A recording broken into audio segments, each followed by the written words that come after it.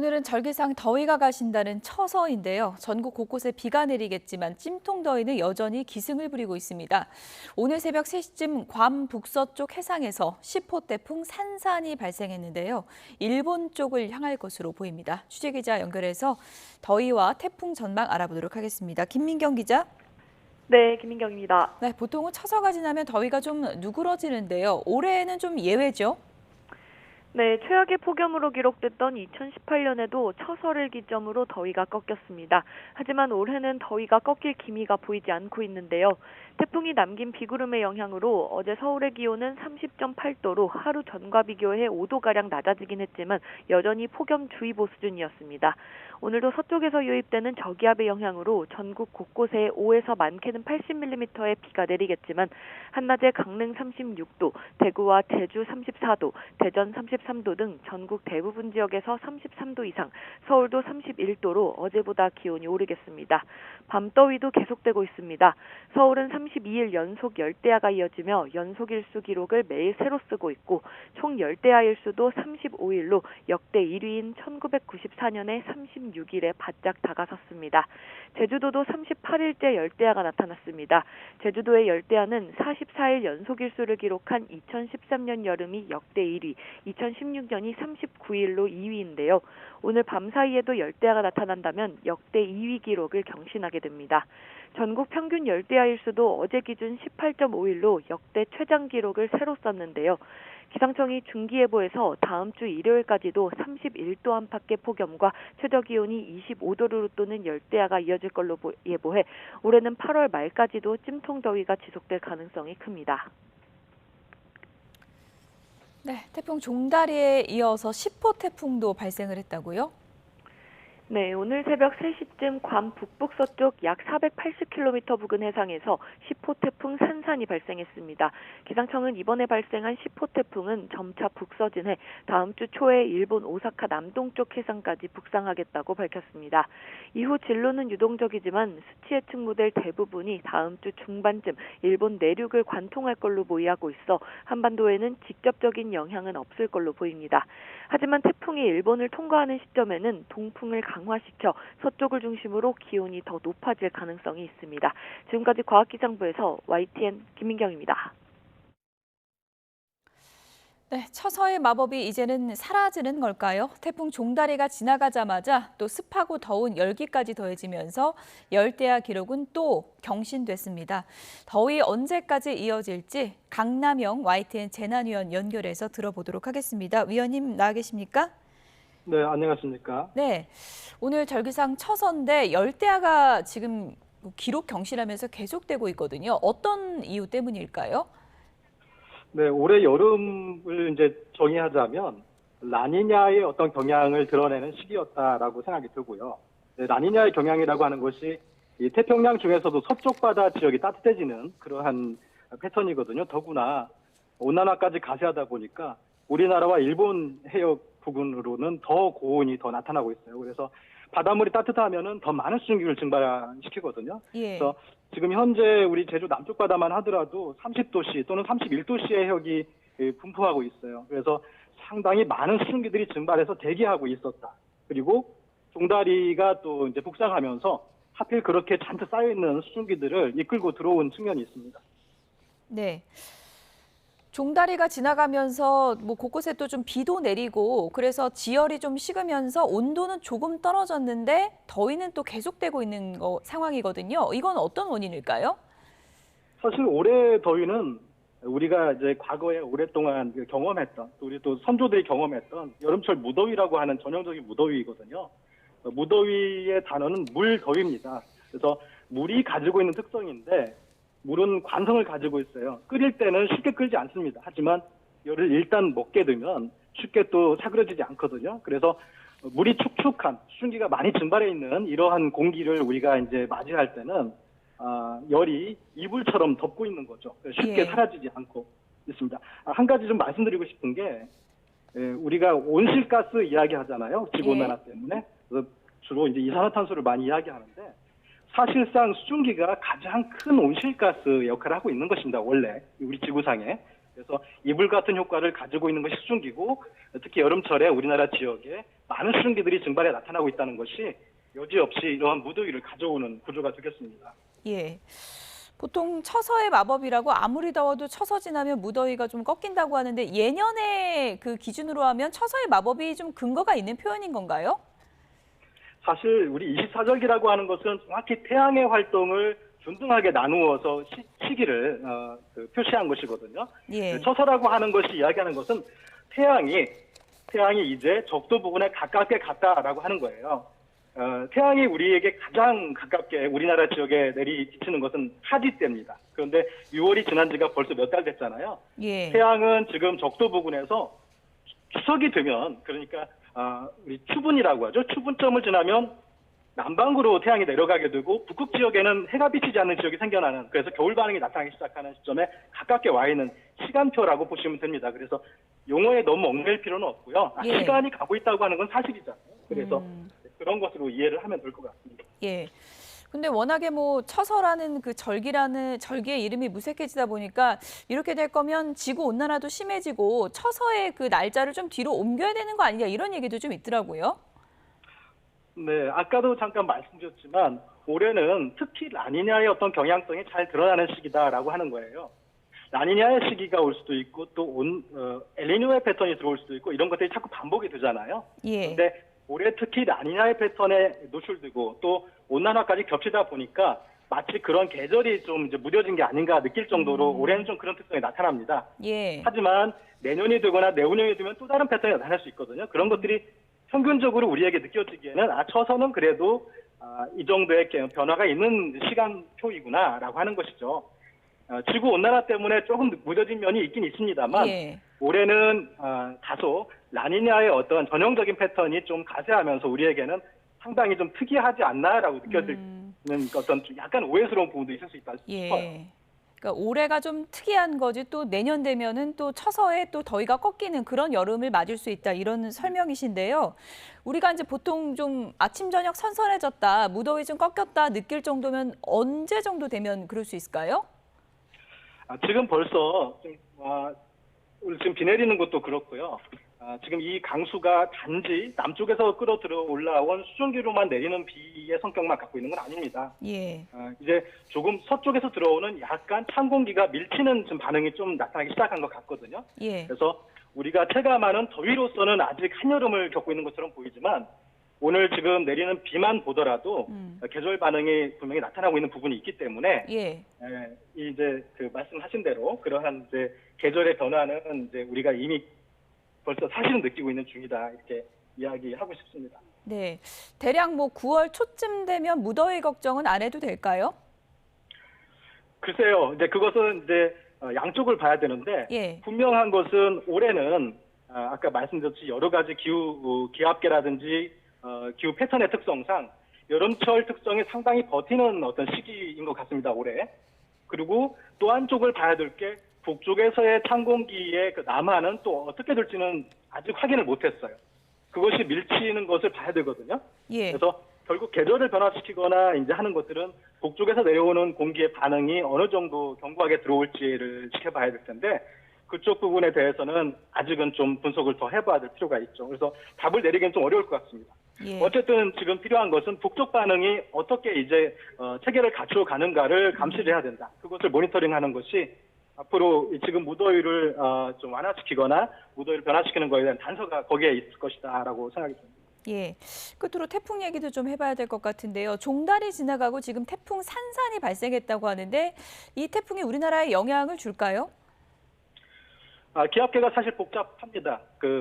우리 인간이 살고 있는 지표면 부근에서의 기압계만 보면 그렇게 복잡해 보이지 않을 수 있는데 상층으로 올라가 보면 기압계가 상당히 여러 개의 회전들이 있어요. 그래서 지금 태풍이 발생한 지역은 사실 상당한 고온역의 한복판에 생겼기 때문에 강도는 상당합니다. 상당히 발달할 것 같아요. 그런데 그것이 이동하는 진로에 있어서는 쉽게 우리나라 쪽으로 접근하기 어렵게 여러 가지의 징검다리를 건너야 되거든요. 그래서 예. 아주 단순하지 않을 것 같고 아까 잠깐 앵커 분께서 말씀하셨듯이 태풍은 일본 쪽을 향할 가능성이 지금 높아 보이긴 하는데 예. 실제 자그마한 차이지만 좀 더 동쪽으로 오거나 좀 더 서쪽으로 가냐에 따라서 우리나라 쪽에 그 기류의 흐름 정도에 영향을 미칠 수는 있을 것이다.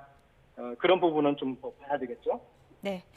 지금까지 더위와 태풍 전망 강남영 YTN 재난위원 연결해서 내용 들어봤습니다. 오늘 감사합니다. 예, 감사합니다. 네, 연일 폭염이 이어지면서 바닷물의 온도도 크게 올랐습니다. 고수온으로 양식 어류가 집단 폐사하면서 양식장에는 비상이 걸렸습니다. 네, 취재기자 연결해서 내용 들어보겠습니다. 임형준 기자. 네, 경남 거제시 구조로항에 나와 있습니다. 네, 더위가 상당히 오랜 기간 계속되고 있기 때문에 그것도 좀 비상 상황일 것 같은데 양식장 상황 어떤지 전해주시죠. 예, 거제시 앞바다 양식장을 둘러봤습니다. 물고기가 폐사해서 수면으로 떠오른 모습을 확인할 수 있었습니다. 흔히 우럭이라고 부르는 조피볼락은 차가운 물에 사는 어종입니다. 그런데 바닷물 온도가 높아지면서 이를 견디지 못하고 물 위로 떠오른 겁니다. 현재 경남 남해안 일대 바닷물 온도는 28도를 웃돌고 있습니다. 이 때문에 고수온 경보가 발령돼 있습니다. 고수온이 계속되면서 지금까지 경남에서만 양식어류 620만여 마리가 고수온으로 폐사했습니다. 어제는 284만 7천 마리로 집계가 됐는데 하루 만에 335만여 마리가 늘었습니다. 어류가 폐사한 양식장 역시 하루 만에 102곳에서 151곳으로 50곳가량 늘었습니다. 전국적으로는 현재까지 양식어류 1,126만 마리가량이 죽었습니다. 이에 따라 양식어민들은 먹이량을 줄이고 산소 공급기를 돌리는 등 폐사를 막기 위해 안간힘을 쓰고 있습니다. 고수온이 8월 말까지 이어질 것으로 전망되면서 양식어류 폐사는 더 늘어날 것으로 보입니다. 지금까지 거제 구조로항에서 YTN 임영준입니다. 한국은행 금융통화위원회가 이달 기준금리를 3.5%로 동결했습니다. 지난해 1월 3.5%로 인상한 이후 이달까지 13차례 연속 동결인데요. 취재기자 연결해서 알아보겠습니다. 유한홍 기자, 예상대로 이번에도 동결됐군요. 네, 그렇습니다. 말씀하신 것처럼 한국은행 금융통화위원회가 오늘 오전 9시 회의를 열어 9시 50분쯤 기준금리 동결이란 결과를 발표했습니다. 한은금통위는 최근 급증하는 가계부채 증가세와 미국 경기 둔화 우려 등에 따른 금융 외환시장 변동 가능성 등을 고려할 때 현재의 긴축 기조를 유지할 필요가 있다고 동결 배경을 밝혔습니다. 수도권 주택 가격과 가계부채 증가세, 금융 외환시장 상황 등을 좀 더 지켜볼 필요가 있겠다고 판단했습니다. 다만 물가 상승률은 둔화 추세를 이어가고 있고 내수 회복세가 더디다는 인식을 나타냈습니다. 금리 인하의 필요성을 충분히 고려하고 있다는 점을 표현한 것으로 보입니다. 정부가 내놓은 88 주택 공급 대책과 금융당국이 발표한 수도권 주택담보대출 핀셋 규제 등의 효과를 좀 더 지켜보고 금리 인하 시기를 결정하겠다는 것으로 해석됩니다. 더욱이 미국 중앙은행인 페드, 즉 연방준비제도가 다음 달 금리를 인하할 것이란 관측이 우세한 점도 기준금리 동결에 영향을 미쳤을 것으로 보입니다. 현재 한미 간 금리 차이가 1.5%포인트인데 우리가 미국보다 먼저 금리를 내릴 경우 금리 차가 확대돼 자금 유출 가능성이 커질 수 있습니다. 지난해 1월 0.25%포인트 인상 후 이달까지 기준금리는 13회 연속 동결이 됐습니다. 역대 최장 동결입니다. 이제 관심은 자연스럽게 10월과 11월 올해 2번 남은 금통위 회의에 쏠리고 있습니다. 11월 미국 대선을 앞두고 다음 달인 9월에 미국이 금리 인하를 단행한다면 한은 금통위는 10월에 기준금리를 인하할 가능성이 높아 보입니다. 네, 올해 경제 성장률 전망치는 하향 조정했는데 어떤 배경일까요? 네, 고금리 장기화에 따른 내수 침체가 주된 원인으로 보입니다. 반도체를 중심으로 수출은 지난해 하반기부터 호조세를 나타내고 있습니다. 하지만 수출 호조세의 온기가 아직 내수로까지 미치지 못하고 있는 상황입니다. 국책 연구기관인 KDI도 지난 8일 올해 우리나라 경제 성장률 전망치를 2.6%에서 2.5%로 하향 조정을 했습니다. 뿐만 아니라 골드만삭스와 JP모건, 뱅크 오브 아메리카 등 해외 투자은행들도 올해 우리나라 성장률 전망치를 잇따라 하향 조정했습니다. 이에 반해 우리 정부는 아직까지 올해 성장률 전망치 2.6%를 유지하고 있습니다. 관건은 하반기 들어 내수가 살아나느냐입니다. 정부와 KDI는 민간 소비 증가율이 상반기 1.0%에서 하반기 2.0%로 증가할 것으로 전망했습니다. 하반기 들어 내수가 회복세를 보일 것으로 예상하고 있습니다. 내수를 확실히 뒷받침하기 위해선 금리 인하가 필요하다고 정부와 전문가들은 지적하고 있습니다. 한은도 다음 달 미국이 금리 인하를 하면 그 이후인 10월이나 11월 두 번 남은 금통위 회의 때 금리 인하를 한 차례 이상 할 가능성이 커 보입니다. 한은이 올해 소비자 물가 상승률 전망치를 2.6%에서 2.5%로 하향 조정했는데 이는 올해 하반기 금리 인하를 염두에 둔 조치란 분석이 나오고 있습니다. 그만큼 다음 금통위 회의 때 금리 인하 가능성이 높아진 것으로 해석이 됩니다. 지금까지 YTN 유환홍입니다. 노소영 아트센터 나비관장이 최태원 SK그룹 회장의 동거인을 상대로 제기한 30억 원대 위자료 소송 1심 결과가 오늘 나옵니다. 노 관장이 지난해 3월 정신적인 고통을 호소하며 소송을 제기한 지 1년 반 만입니다. 취재기자 연결돼 있습니다. 김다영 기자. 네, 김다연입니다. 네, 이혼 소송 판결 이후에 주목받는 선고 결과인데 몇 시에 나오죠? 서울가정법원은 오늘 낮 2시쯤 노소영 아트센터 나비관장이 김희영 TNC대학 이사장을 상대로 낸 위자료 소송 선고를 진행합니다. 선고는 원칙에 따라 공개로 진행되고 당사자는 출석하지 않아도 됩니다. 노 관장이 30억 원대 위자료 소송을 제기한 건 최 회장과의 이혼 소송 항소심이 진행 중이던 지난해 3월입니다. 노 관장은 김 이사장이 상담 등을 빌미로 최 회장에게 적극적으로 접근해 혼인 생활에 파탄을 불러왔고 극심한 정신적 고통을 겪었다고 주장하고 있습니다. 앞서 지난 5월 최 회장과 노 관장의 이혼 소송 항소심 재판부는 최 회장이 위자료로 20억 원, 재산 분할로 1조 3,800억 원을 나눠주라고 판결했습니다. 이혼 소송 1, 2심에서 모두 최 회장의 도덕적 책임을 인정했던 만큼 동거인인 김 이사장의 책임도 자연스럽게 인정된다는 것이 법조계의 전망입니다. 다만 앞서 이혼 소송 재판부가 선고한 위자료 20억 원이 통상적인 액수보다 이례적으로 많다는 의견이 지배적이었던 만큼 이번 소송 결과는 어떨지 지켜봐야 합니다. 배우자의 부정행위에 의한 위자료가 인정될 경우 부정행위 당사자들은 연대 채무 관계가 되는데요. 부정행위를 저지른 두 사람 중 더 많은 위자료를 선고받은 사람이 자신이 선고받은 만큼 위자료를 모두 지급하면 다른 사람은 지급 의무가 없어지는 겁니다. 따라서 이번 위자료 소송과 이혼 소송 결과가 어떻게 확정되느냐에 따라 누가 어느 정도를 지급할지도 윤곽이 나올 것으로 보입니다. 지금까지 서울가정법원에서 YTN 김다연입니다. 윤석열 대통령 부인 김건희 여사의 명품 가방 수수 사건을 수사하는 검찰이 오늘 수사 결과를 이원석 검찰총장에게 보고합니다. 수사팀은 김 여사에게 적용할 혐의가 마땅치 않다는 판단을 내린 것으로 전해진 가운데 수사심의위원회 소집 여부에 관심이 쏠리고 있습니다. 취재기자 연결해서 자세한 소식 들어보겠습니다. 김철희 기자. 네, 김철희입니다. 김 여사 명품 가방 수수 의혹, 오늘 최종 보고가 이루어진다고요? 네, 이원석 검찰총장은 오늘 대검 주례보고에서 김건희 여사의 명품 가방 사건 수사 결과를 이창수 서울중앙지검장으로부터 보고받을 예정입니다. 이 총장도 수사 결과가 타당하다고 판단한다면 김 여사에 대해 무혐의 처분이 내려질 거란 전망이 지배적입니다. 이 총장이 지난 5월 신속 수사를 지시한 지 거의 넉 달 만에 결론을 내리게 되는 겁니다. 앞서 담당 수사팀은 김 여사에게 혐의가 없다는 수사 결과를 이 지검장에게 보고한 것으로 전해졌는데요.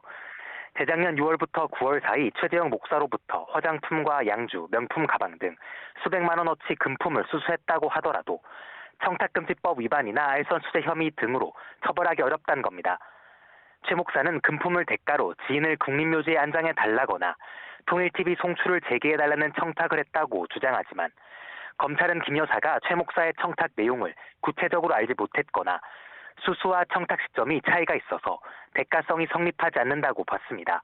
하지만 변수는 있습니다.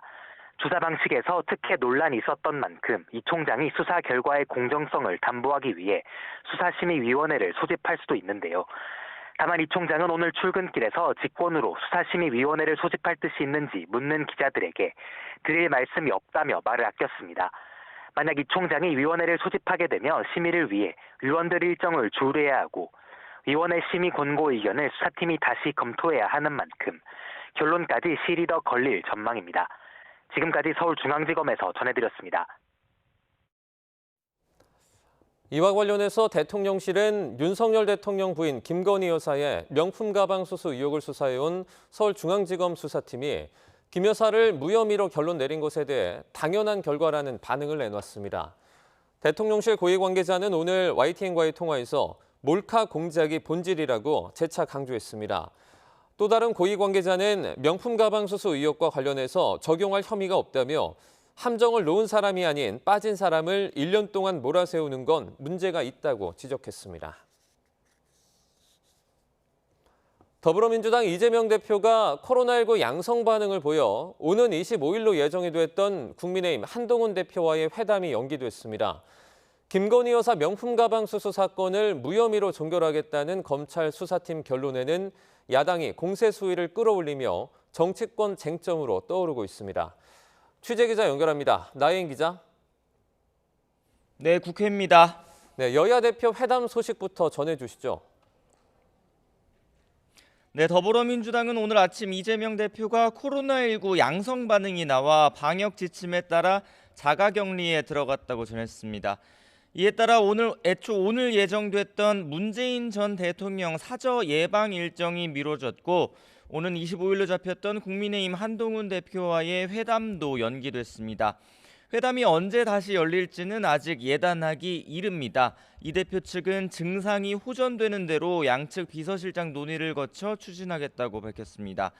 한동훈 대표는 아침 최고위원회의에서 이 대표 쾌유를 바란다며 시간이 더 생긴 만큼 충분히 준비해서 정치 복원과 민생 회복 또 정쟁 중단을 위한 회담을 만들겠다고 말했습니다. 이런 가운데 박정하 당대표 비서실장은 어제 민주당 이해식 당대표 비서실장을 만나 회담 형식과 의제를 논의했다고 밝혔습니다. 좁혀야 할 간극이 있지만 구체적으로 접점을 찾은 부분도 있다며 계속 연락하겠다고 덧붙였습니다. 이 회담의 형식과 의제를 두고 양측의 신경전은 여전하죠.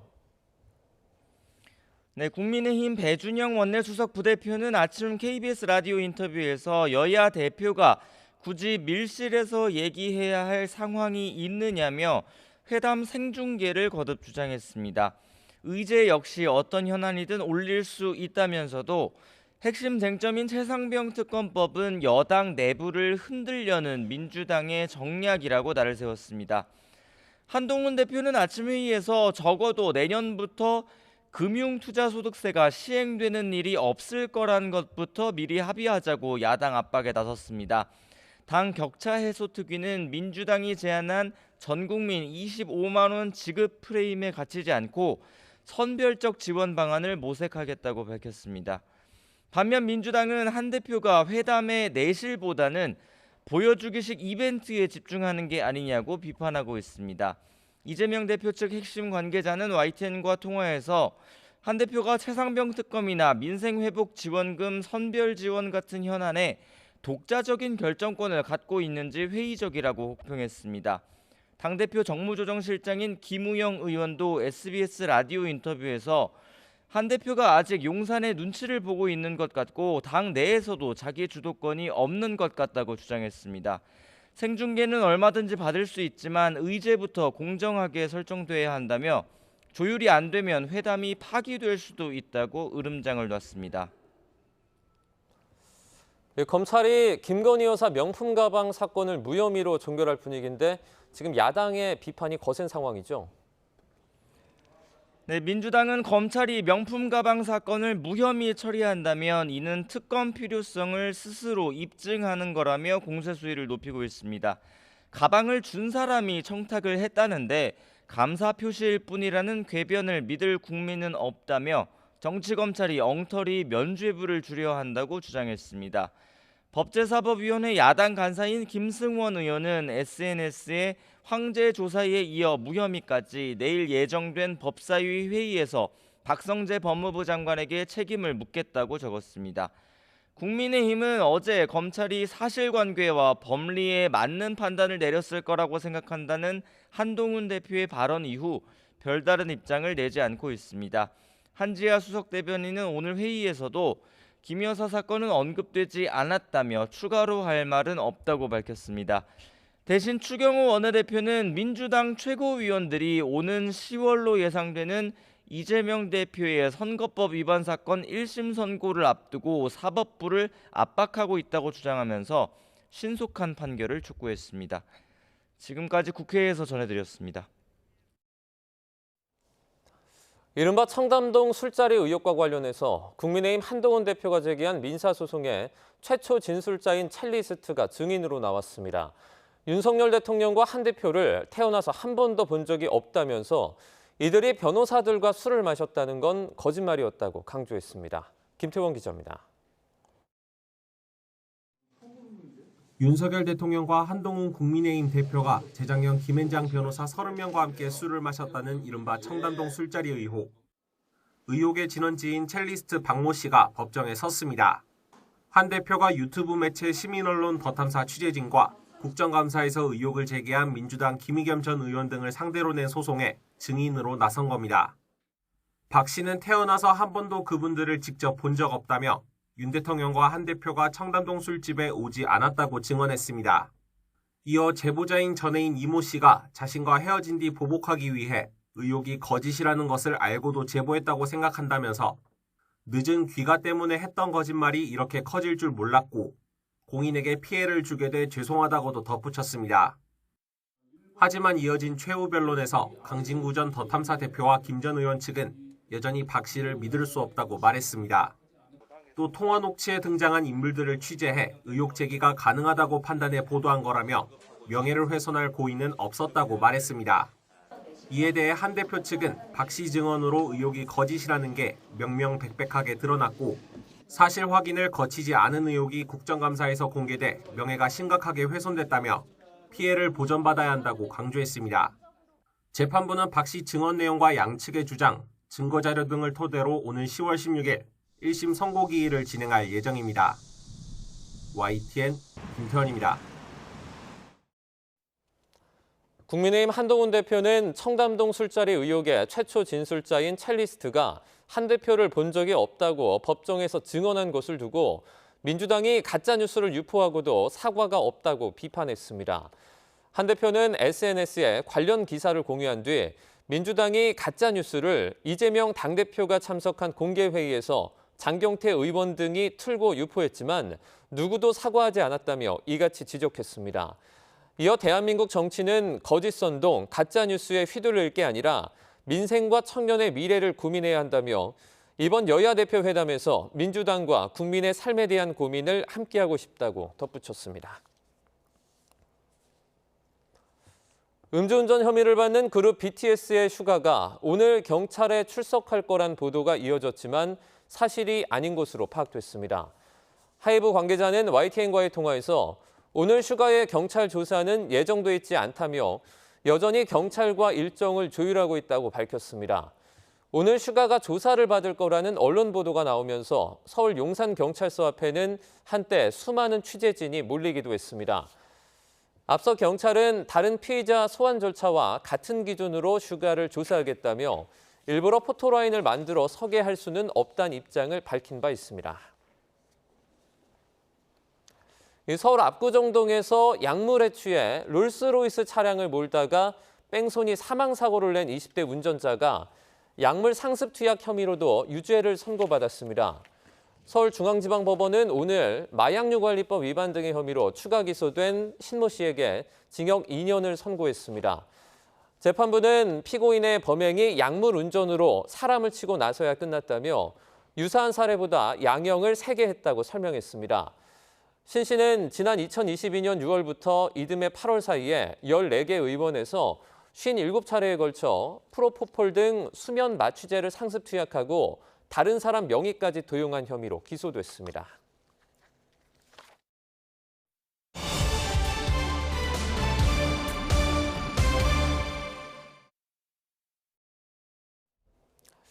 전동 스쿠터 음주운전 혐의를 받는 방탄소년단 슈가가 조만간 경찰 조사를 받을 예정입니다. 오늘 슈가가 경찰 출석을 할 거란 이야기가 전해지면서 용산경찰서 앞에 취재진들이 몰리는 등 해프닝이 벌어지기도 했는데요. 관련 내용과 노소영 위자료 소송, 교제살인 의대생 사건 등 관심이 이어지고 있는 사건 사고 소식 김광산 변호사와 함께 얘기 나눠보도록 하겠습니다. 어서 오세요. 네, 안녕하세요. 먼저 BTS 슈가 관련된 음주운전 관련 소식부터 저희가 다뤄보겠습니다. 자, 전동 스쿠터 음주운전 혐의를 받고 있는 방탄소년단 슈가가 조만간 경찰 조사를 받을 것으로 보이는데요. 이제 오늘 경찰 소환 조사 이루어질 거다 이런 소식이 나오면서 조금 용산경찰서 앞에 취재진들이 몰리는 해프닝이 벌어지기도 했어요. 예. 아마 오늘 조사하는 걸로 잘못 알았던 것 같아요. 아니면 네. 경우에 따라서 오늘 조사받으려고 소환 일정을 잡았다가 너무 이제 취재진이 많이 몰리니까 용산서에서 또 시간 변경할 수도 있다 이렇게 봅니다. 네. 그런데 이제 용산경찰서 특징이 뭐냐면 좀 굉장히 오래된 건물이에요. 그래서 뭐 지하 주차장으로 들어갈 수 있다거나 이제 그럴 수가 없습니다. 네. 그래서 입구부터 시작해서 청사 안에까지 들어가는 데 있어서도 다 노출돼 있거든요. 그럼 이제 비공개 조사라고 해도 취재진에 일단 노출은 되겠네요. 그렇죠. 이제 비공개 조사 한다 하더라도 뭐 취재진이 거기서 계속적으로 상주하면서 체크를 하면 사실은 그건 어렵죠. 그러면 뭐 최근에 들어서 이제 포토라인 세우느냐 안 세우느냐. 근데 지금은 이제 포토라인 자체가 인권 침해다는 그런 요소가 굉장히 많이 있기 때문에 네. 이제 뭐 당사자가 원하지 않으면 포토라인 같은 건 좀 만들지 않죠. 그래서 아마 지난번 뭐 김어중 씨 사건과 마찬가지로 들어가면서 인터뷰에 몇 마디 응할 수는 있겠죠. 또 조사받고 나오면서 또 본인의 어떤 소감을 얘기는 할 수 있을 거예요. 이제 그렇지만 정식적으로 뭐 기자들 앞에서 회견을 하는 식의 그런 것은 이루어지지 않을 가능성이 크다 이렇게 봅니다. 자, 경찰이 이렇게 말했습니다. 다른 피의자들과 동일한 기준으로 이제 소환해서 조사할 것이다 이렇게 밝히기도 했는데 그러니까 다시 말해서 뭐 BTS의 슈가가 뭐 다른 요청을 해서 조금 취재진을 피할 수 있는 요청을 하더라도 그거는 뭐 적용하지 않겠다 이런 얘기로. 그렇죠. 이제 두 가지 측면이 있어요. 그러니까 다른 피의자들과 똑같이 하겠다는 것은 포토라인 할지 아니면 기자들을 위해서 어떤 자리를 마련하지 않겠다는 의미도 있고요. 네. 또 그다음에 뭐 슈가에 대해서는 뭐 유명인이잖아요. 그래서 거기에 대해서는 뭐 혜택을 준다랄지 이제 그런 걸 없다고 그렇게 얘기를 했기 때문에 뭐 정식 절차에 의해서 일반적인 피의자들의 어떤 소환장을 받고 소환되는 그런 절차를 거치겠다고 하기 때문에 뭐 제가 볼 때는 뭐 기자들의 어떤 취재 카메라에서 벗어나기는 좀 어려울 것이다 이렇게 봅니다. 자, 이제 슈가가 경찰 조사를 받게 되면 이제 경찰은 어떤 부분을 중점적으로 조사할 거라고 보십니까? 이 내용 자체는 뭐 사실 조사하는 건 굉장히 간단해요. 네. 이게 음주운전이잖아요. 그것도 일반적인 자동차가 아니고 이제 전동 스쿠터를 타다가 이제 넘어졌고 네. 그 과정에서 경찰이 와서 음주 측정을 했는데 음주 측정 수치가 굉장히 높게 나왔단 말이에요. 네. 그래서 뭐 음주운전을 하게 된 동기랄지 그다음에 운전한 거리 이런 것들이 음주운전에서는 좀 중요하거든요. 그래서 그런 부분들을 이제 조사할 것이다 이렇게 봅니다. 이제 슈가 관련된 이번 음주운전 말고요. 관련된 다른 의혹들도 조금 추가가 되는 것 같습니다. 두 가지 정도 있는데 첫 번째가 번호판 부착 관련된 내용이고요. 두 번째가 의무보험, 미각 관련된 의혹 관련된 것들도 지금 계속해서 나오고 있습니다. 만약에 아직 확인된 바는 없습니다만 이 두 가지가 모두 좀 위반이다 이렇게 측정될 경우에는 좀 어떤 판단이 내려질 수 있습니까? 이 사안도 마찬가지고요. 이제 전동 스쿠터는 이제 도로교통법상 원동기 장치 자전거입니다. 네. 그렇기 때문에 사실 뭐 무면허를 할지 음주를 할지 그다음에 번호 미부착이라 할지 그다음에 의무보험 미가입의 경우에도 일반 자동차에 비해서는 굉장히 형량이 낮아요. 아, 처벌이 약해요. 그렇죠. 그래서 네. 이제 번호판 미부착 같은 경우에도 사실은 한 뭐 1회 30만 원, 두 번째 위반하면 뭐 50만 원, 그다음에 70만 원. 그래서 이제 법상으로 이제 100만 원 이하의 벌금, 구류 또는 이제 과료를 물게 돼 있고요. 더군다나 또 의무보험 미가입 경우에는 300만 원 이하의 과태료예요. 네. 벌금이 아니고 과태료입니다. 과태료는 행정처분이죠. 그래서 형량 자체는 그렇게 높지 않기 때문에 아마 이제 그런 부분이 있다고 한다면 이번에 음주운전과 관련해서도 조사를 할 겁니다. 자, 지금 뭐 개인형 이동장치 저희가 PM이라고 부르는데 네. 이런 것들이나 아니면 전동 스쿠터 관련된 음주운전 또는 뭐 이와 비슷한 처벌 관련 것들이 그 수위가 너무 낮다라는 어떤 목소리도 나오는 것 같습니다. 그리고 이전부터 이게 완전 사각지대였었죠. 네. 그래서 이제 킥보드랄지 스쿠터 같은 경우에 음주운전한 경우가 많았고 또 무면허 운전하는 경우도 굉장히 많았어요. 그런데 네. 지금 법상 어떻게 돼 있냐면 이 개인 이동 장치를 이용해서 음주운전을 하게 되면 20만 원 이하의 벌금, 구류, 과료를 물게 돼 있단 말이에요. 그러니까 형량이 굉장히 낮죠. 네. 근데 무면허 같은 경우에도 이제 30만 원 이하단 말이에요. 그러니까 이거 뭐 별거 아니다. 이렇게 해서 위반하는 경우가 상당히 많다 이렇게 볼 수가 있어요. 그래서 아마 지금 킥보드나 스쿠터가 우리가 볼 때는 굉장히 외형이 작잖아요. 네. 그렇기 때문에 음주나 무면허 운전을 하게 되면 별로 피해가 없을 것 같다 생각할지 모르겠지만 이게 사실 자동차는 일반적으로 도로로 주행하잖아요. 그런데 킥보드나 전동 스쿠터는 도로로 주행하지 않고 인도 이런 곳 아파트 내 이런 데서 주행을 하기 때문에 사실 사람과 부딪힐 가능성이 크고 네. 또 충격이 하게 되면요 굉장히 중상을 입게 되는 경우가 굉장히 많습니다. 네.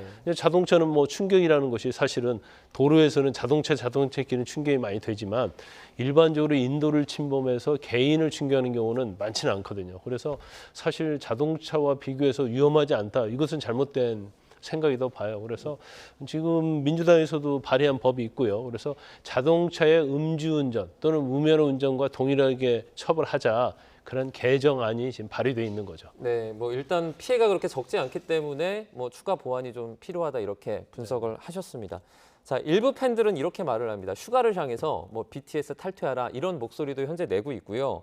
자, 다 같이 이제 비슷한 시기에 입대를 해서 내년 6월 정도 이후에 이제 완전체로 활동할 수 있을 것이다 이런 전망도 나오긴 했는데 아무래도 BTS 활동에도 영향을 좀 미치겠죠. 근데 우리가 생각했던 것보다도 훨씬 더 이번에 음주운전 자체가 후폭풍이 좀 큰 것 같아요. 네. 더구나 이제 BTS가 일반적인 우리가 아는 가수 아이돌 그룹과는 차원이 다르잖아요. 이제 그러다 보니까 여기에서 이제 찬반이 엄청 갈리고 있는 걸 보입니다. 그래서 제가 볼 때는 소속사인 하이브도 마찬가지고 BTS의 어떤 명성에도 좀 치명적이었던 건 맞는 것 같아요. 그래서 어느 것이 옳다, 어느 것이 옳지 않다고 볼 수는 없지만 일단 완전체를 만드는 데서 시간이 좀 있잖아요. 그러면 그 기간에 휴가가 좀 더 반성하는 모습을 보이고 또 거기에 대한 본인의 반성하는 모습을 그냥 말로만 하는 게 아니고 좀 행동으로 하는 봉사활동이랄지 이런 것들을 통해서 전 이반한 팬심을 좀 달랠 필요가 있다. 그리고 본인이 정말 진정한 반성을 하고 있는지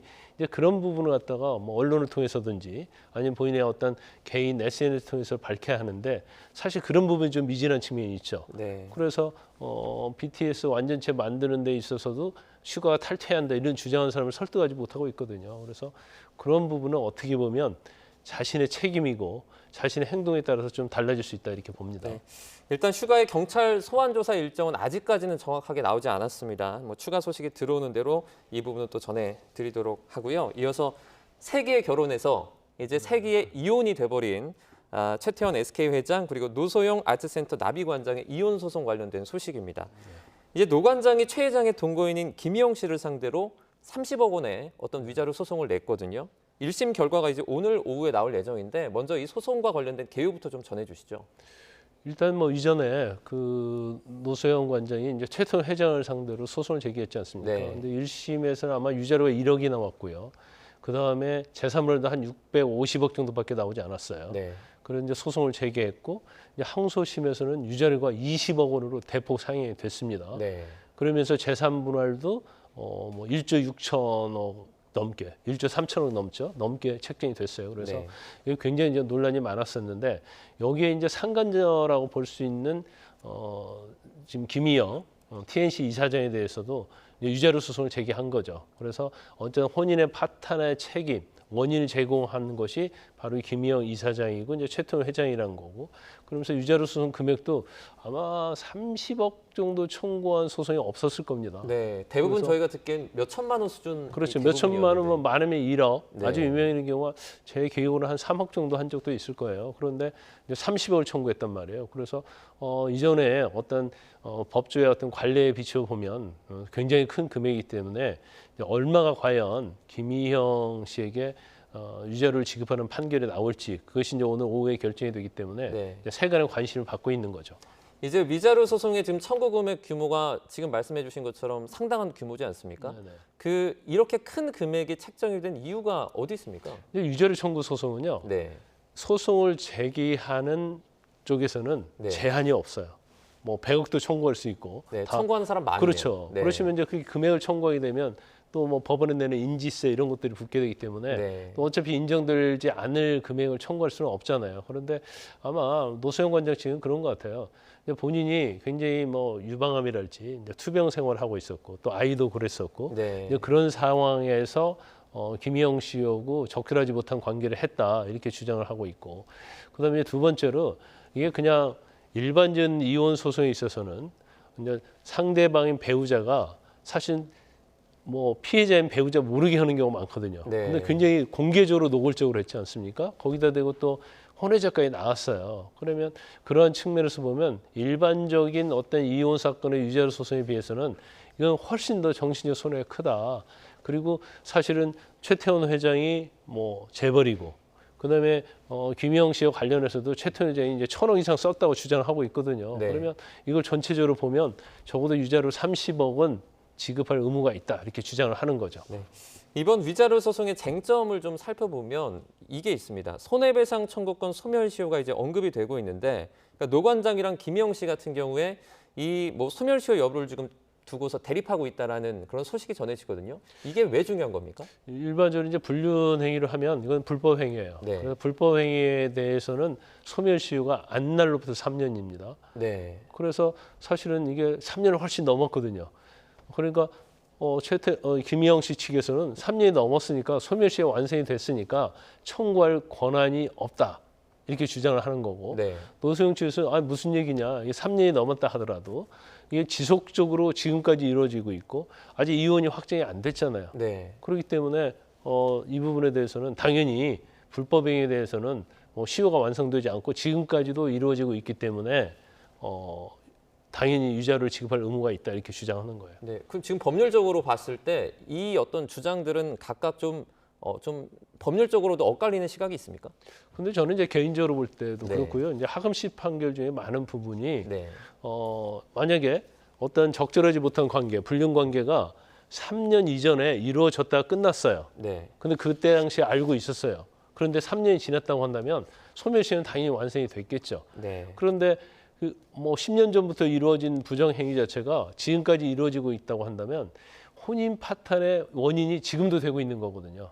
그래서 소멸시효 주장은 받아들이기 어렵다 이렇게 보거든요. 그리고 대부분 하금씨 판결에서는 설사 오래전부터 어떤 부정행위가 있었고 그 부정행위를 알고 있었다 하더라도 지금까지 진행이 되었다고 한다면 그런 혼인 파탄 원인이라는 책임이 있기 때문에 유자료를 인정한다는 판례가 대부분이에요. 그래서 제가 볼 때는 김희영 씨 측의 소멸시효 주장은 받아들여지지 않을 가능성이 크다 이렇게 봅니다. 자, 지난 5월에 이제 노세영 관장과 최태원 회장의 그 이혼 소송 2심이 열렸었는데 그 판결 결과가 위자료 20억 원을 지급하라 라면서 법원이 노 관장의 손을 들어줬습니다. 그러면 만약에 이 판결의 내용이 그러니까 오늘 나올 그 김희영 위자료 관련된 소송에도 좀 영향을 미칠 수 있습니까? 영향을 미칠 수 있고요. 참작은 할 겁니다. 왜냐하면 우리가 일반적으로 이제 소송을 제기하면 상간남과 상간녀가 있잖아요. 그러면 어느 한쪽만을 상대로 해서 유자료 소송 제기할 수도 있어요. 상간남, 상간녀 선택을 해서. 그런데 이제 대부분은 양쪽을 상대로 소송을 제기하죠. 그러면 유자료라는 것은 정신적 피해거든요. 그럼 정신적 피해라는 것은 전체적으로 산정을 하고 이 부분에 대해서 만약에 뭐 배우자가 어느 정도 금액을 뭐 지급하라는 판결이 있었다고 한다면 이건 당연히 참작을 해야 하는 거죠. 그래서 하금씨 판결 중에 이런 것들이 있죠. 그 남편을 상대로 하지 않고 그 상대방인 부정행위의 상대방 여자를 상대로 소송을 제기했는데 금액을 높게 청구를 했어요. 근데 이미 다른 배우자에 대해서는 소송을 제기 안 한 경우에 있어서는 나중에 배우자가 어떤 정신적 손해에 대한 책임 일부를 여기에 사실은 영향을 미치는 경우가 있거든요. 반영하는 경우가 있거든요. 그래서 아마 최태원 회장에 대한 20억도 전체적인 유죄로 산정을 하고 거기에서 어떤 금액을 산정하고 계산하는 그런 어떤 하금씨 판결, 이번 판결이 있을 수도 있다 이렇게 봅니다. 자, 최태원 회장과 노세영 관장의 이혼 소송 상고심 관련해서 지금 재판부가 또 정해지기도 했습니다. 이 재판부는 지금 어떤 내용을 중점적으로 다룰까요? 제일 중요한 것 중에 하나가 이제 재산 분할과 관련된 거죠. 유자료 자체는 그게 어떤 산술 형식으로 따질 수 있는 문제는 아니에요. 그래서 일반적으로 유자료에 대해서는 금액에 대해서는 대법원서 잘 판단하지 않습니다. 네. 그런데 이번에는 유자료 자체도 20억이잖아요. 그러면 뭐 우리나라의 역사에 유례 없는 유자료이기 때문에 과연 이 유자료도 과다한지 아닌지 그것도 판단할 수 있어요. 네. 근데 일반적으로 이제 가사산 사건에서는 판단하지 않는데, 근데 두 번째 제일 중요한 것은 지금 노태우 전 대통령의 비자금이 이 300억이 과연 지금 주식회사 SK 회사의 성장세에 영향을 미쳤느냐 미치지 않았느냐 이 문제거든요. 네. 이 문제는 뭐 너무 복잡하니까 두 가지만 얘기하면 비자금 자체는 불법 자금이기 때문에 이것이 설사 SK 성장에 영향을 미치다 하더라도 재산의 분할에 기여도에서 인정을 해야 할 것이냐 이런 문제가 있어요. 네. 이게 불법적인 비자금이기 때문에. 그다음에 두 번째는 만약에 100억, 300억이 들어왔는데 이것이 성장세에 미쳐서 얼마 정도 성장세에 미쳤느냐 이게 또 문제가 될 수 있는 거거든요. 네. 그래서 이 부분은 일반적으로 대법원에서는 뭐 재산 분할이랄지 기여도랄지 이런 거에 대해서는 터치하지 판단하지 않지만 이 사건은 좀 다르다는 측면이 좀 있는 거죠. 네. 불법적인 자금이 들어왔고 그래서 뭐 저는 개인적으로 볼 때는 이걸 이제 가사 사건에 대해서는 전원합의체에 이걸 회부하지 않습니다. 네. 근데 이 사건은 아마 전원합의체에 갈 가능성도 배제하지 않을 것 같아요. 네. 사실 전원합의체로 이렇게 넘어가는 사례가 많지는 않죠. 많지 않죠. 네. 뭔가 사회적 이목이 있고 뭔가 논란이 있고 또 법률적으로 기존에 했던 판례를 변경할 필요가 있는 경우에 네. 전원합의체로 가는데 뭐 이 사건 자체는 법률적 쟁점이 굉장히 중요한 쟁점이 몇 가지 있거든요. 그래서 전원합의체 회부할 가능성도 있다 이렇게 봅니다. 네. 자, 이 소식도 오후에 재판 결과 좀 나오는 대로 다시 좀 다뤄보도록 하겠습니다. 이어서 강남역 사거리에서 발생했던 의대생 살인 사건 소식 재판 내용을 좀 다뤄보겠습니다. 자, 어제입니다. 이제 여자친구를 살해한 의대생 관련된 재판이 있었는데요. 피해자 아버지가 이제 증인으로 출석을 했습니다. 자, 엄벌을 촉구하면서 한 이야기들이 정말 충격적인 어떤 내용들이 있기도 했는데 이 내용을 조금 정리를 해주시죠. 일단은 아마 우리가 지금 수능 만점 의대생, 명문대생이라고 해서 관심이 많이 모았잖아요. 네. 그리고 그 어떤 살해 과정 이런 걸 보면 상당히 이제 납득할 수 없는 정상적인 상태에 할 수 없는 그러한 범죄면 틀림이 없는 것 같습니다. 그래서 사실 이제 범죄 행위 이제 피해자 측 입장에서 보면 아마 제가 볼 때는 아마 피해자 측이 좀 재력이 좀 있었던 것 같아요. 네. 그래서 지금 중학교 동창이라는 거 아닙니까? 지금 범죄 이 피고인하고 피해자가 그런데 사귄 지 2개월 만에 혼인신고를 했다는 거예요. 네, 좀 믿기지 않죠. 그렇죠. 네. 올해 2년에 사귀었는데 이제 4월 달에 혼인신고했다는 거 아니에요. 그럼 이 혼인신고가 그럼 서로의 어떤 합의에 의해서 적법하게 이루어졌느냐 이루어지지 않느냐 이런 문제가 좀 있어요. 그렇지만 일단 뭐 살인 행위한 것은 다 자백을 하고 있기 때문에 이건 인정이 되는데 아마 그 형량에 있어서 좀 약간 그 과정이랄지 이런 것이 어떻게 될 것인가에 대해서 이제 법정에서 피해자 부모도 나왔고 그다음에 이제 가해자인 피고인의 부모도 이제 법정에 증인으로 출석을 한 겁니다. 그래서 네.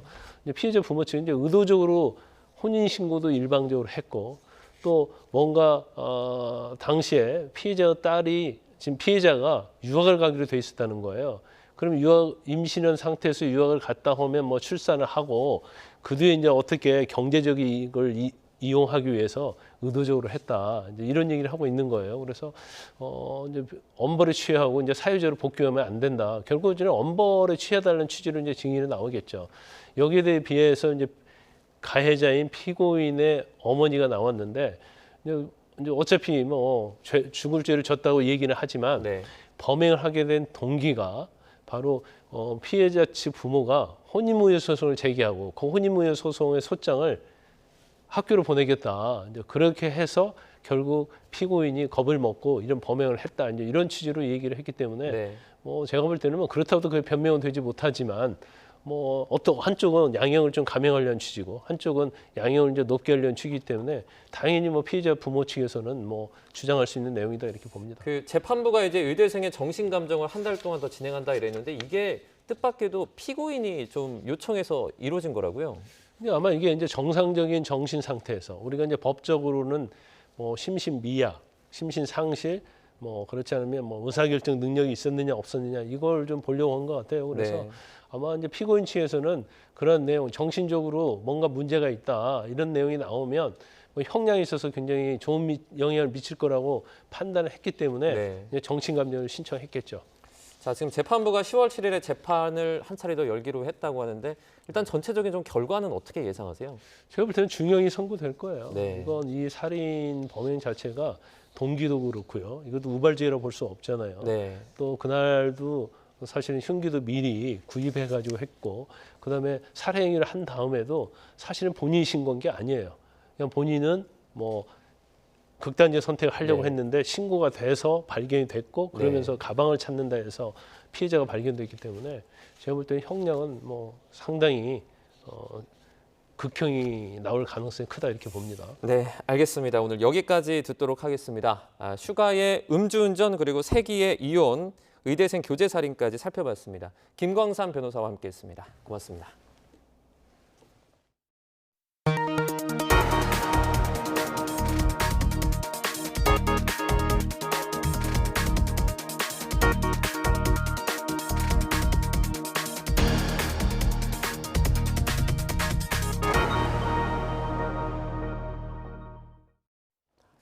얼마 전 전기차에 불이 난 아파트 인근의 또 다른 아파트 지하 주차장에서 차량 화재가 났는데 빠른 대처로 피해가 커지는 걸 막을 수 있었습니다.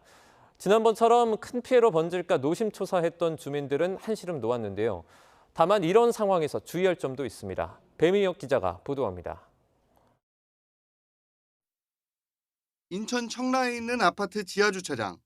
승용차에 살짝 열린 문틈으로 희뿌연 연기가 새어나옵니다. 얼마 지나지 않아 주차장에 연기가 가득 찹니다. 곧이어 경비원들이 소화전에서 호스를 끌어와 물을 뿌리기 시작합니다. 소화기도 가져다 여기저기 뿌립니다. 이 모습을 본 주민도 달려와 불 끄는 걸 돕습니다. 얼마 전 인근 아파트에서 발생한 전기차 화재처럼 불이 크게 번지는 건 아닌지 주민들은 노심초사했습니다. 나는 금방 꺼질 줄 알았더니 연기가 점점 나. 불나가지고 또 그런 상황이 아닌가 하고 놀랐는데.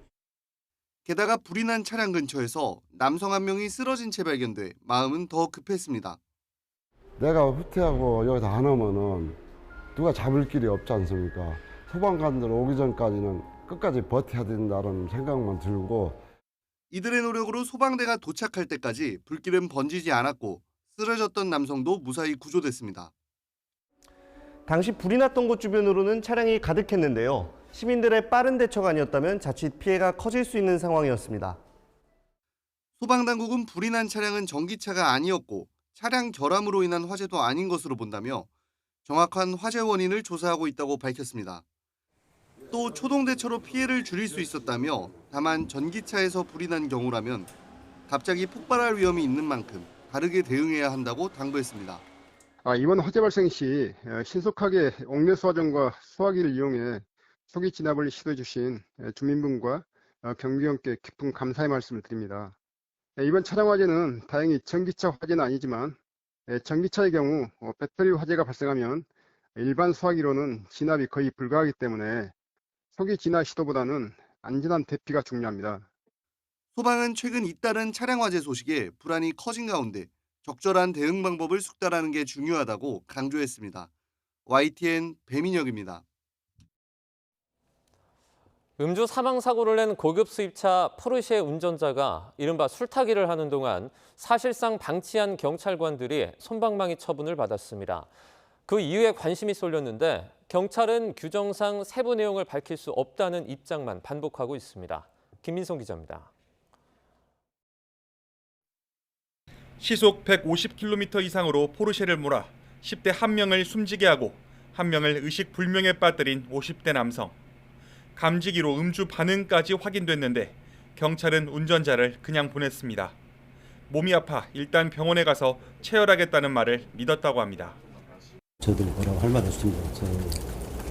저희 직원들이 잘못한 거고 이건 그렇게 생각합니다. 경찰 동행 없이 병원에 간 남성은 1시간여 만에 체열하지 않고 혼자 밖으로 빠져나왔습니다. 그리고는 가수 김호중처럼 병원 근처 편의점에서 맥주를 사 마셨습니다. 경찰이 뒤늦게 음주 측정을 하러 찾아왔는데 이미 남성이 집 근처 편의점에서 지인을 통해 한 번 더 맥주를 사 마신 뒤였습니다. 우여곡절 끝에 나온 혈중 알코올 농도는 0.084%였지만 검찰은 재판에서 증거로 쓸 수 없는 수치라며 이를 0.036%로 재조정했습니다. 엉망인 초동대처 탓에 술타기가 득이 된 셈입니다. 감찰에 이어 징계위가 열렸지만 현장에 간 경찰관들은 솜방망이 처분을 받았습니다. 신고를 받고 출동도 하지 않은 파출소 팀장은 감봉 1개월 경징계를, 음주 측정도, 병원 동행도 안 한 팀원 3명은 징계가 아닌 불문 경고 처분을 받았습니다. 교통조사관들은 징계위원회에 회부조차 안 됐습니다.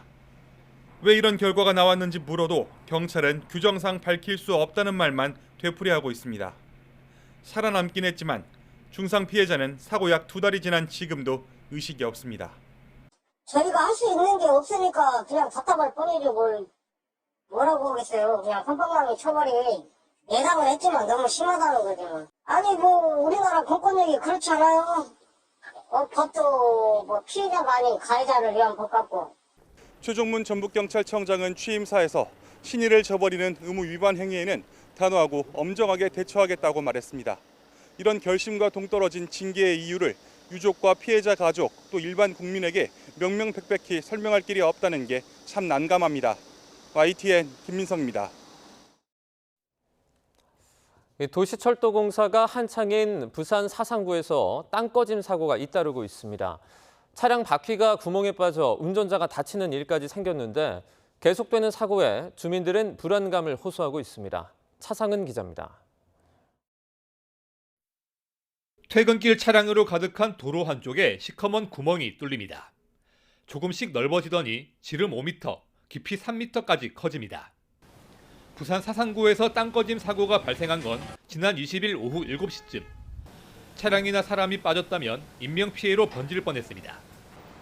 사고는 다음 날에도 발생했습니다. 첫 사고 지점에서 150m 떨어진 도로에서도 땅 꺼짐이 발생해 달리던 차량 바퀴가 빠졌습니다. 운전자는 타박상을 입었습니다. 계속되는 사고에 주민들은 불안감을 호소합니다.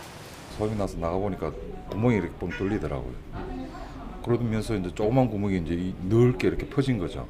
건물에 영향이 있을 것 같아서 좀 불안하기는 합니다. 사고가 난 지역은 사상구와 사하구를 잇는 도시철도 건설 현장입니다.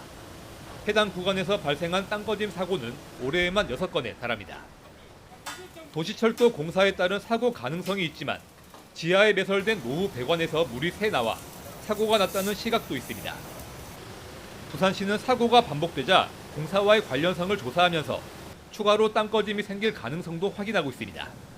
도시철도 완공까지는 2년 가까이 남은 상황이어서 시민들의 불안감은 당분간 계속될 전망입니다. YTN 차상입니다. 배우 유아인 씨에게 고용량 프로포폴을 투여한 뒤 진료 기록도 남기지 않은 의사가 1심에서 벌금형을 선고받았습니다. 서울중앙지방법원은 오늘 마약류관리법 위반 혐의로 기소된 의사 A씨에게 벌금 4천만 원을 선고했습니다. 재판부는 A씨가 유아인에게 고용량 프로포폴을 투약하고도 진료 기록을 기재하지 않는 등 돈벌이 수단으로 향정신성 의약품을 악용했다고 질타했습니다. 다만 진심으로 반성하고 있고 지인들도 선처를 탄원하는 점 등을 고려하면 징역형을 선고하는 건 가혹하다고 덧붙였습니다. 서울 시내 백화점 2곳에서 잇따라 명품 의류를 훔친 여성이 경찰에 붙잡혔습니다. 서울 남대문경찰서는 30대 A씨를 절도 혐의로 입건해 조사하고 있습니다. A씨는 어제 저녁 8시 10분쯤 서울 회원동 신세계백화점 본점에서 1,280만 원 상당의 명품 의류 3벌을 훔친 혐의로 현행범 체포됐습니다. A씨는 앞서 어제 낮 1시 40분쯤에도 서울 압구정동 갤러리아 백화점에서 1,500만 원 상당의 명품 의류를 훔쳐 체포됐다가 풀려난 것으로 조사됐습니다.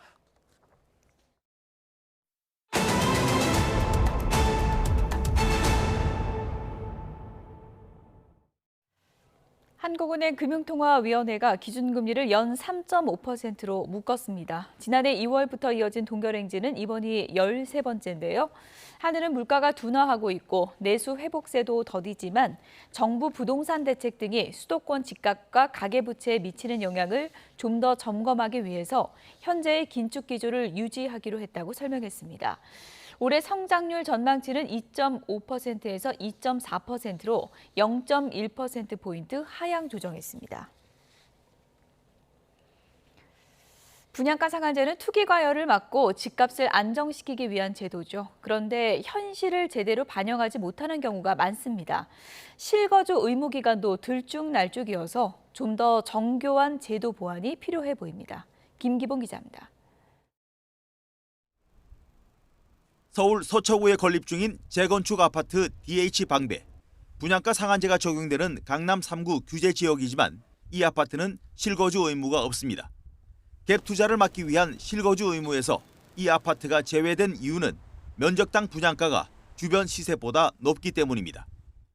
현행 규정상 분양가가 주변 시세의 80% 미만이면 5년, 80% 이상 100% 미만이면 3년의 실거주 의무가 있지만 주변 시세보다 높으면 실거주 의무가 면제됩니다.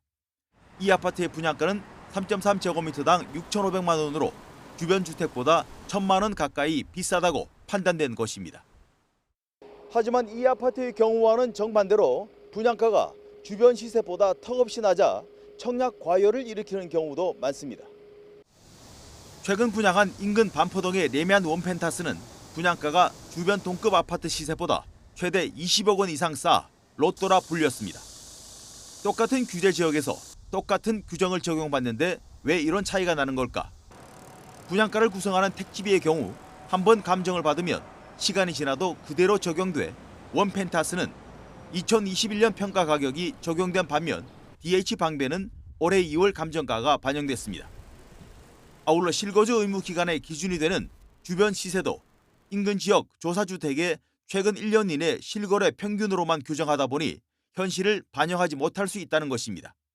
DH 방배의 경우 2021년 준공된 방배 그랑자이와 비교할 만하지만 방배동 전체에 구축 아파트와 빌라까지 포함하다 보니 실거주 의무에서 빠지는 상황이 된 것입니다.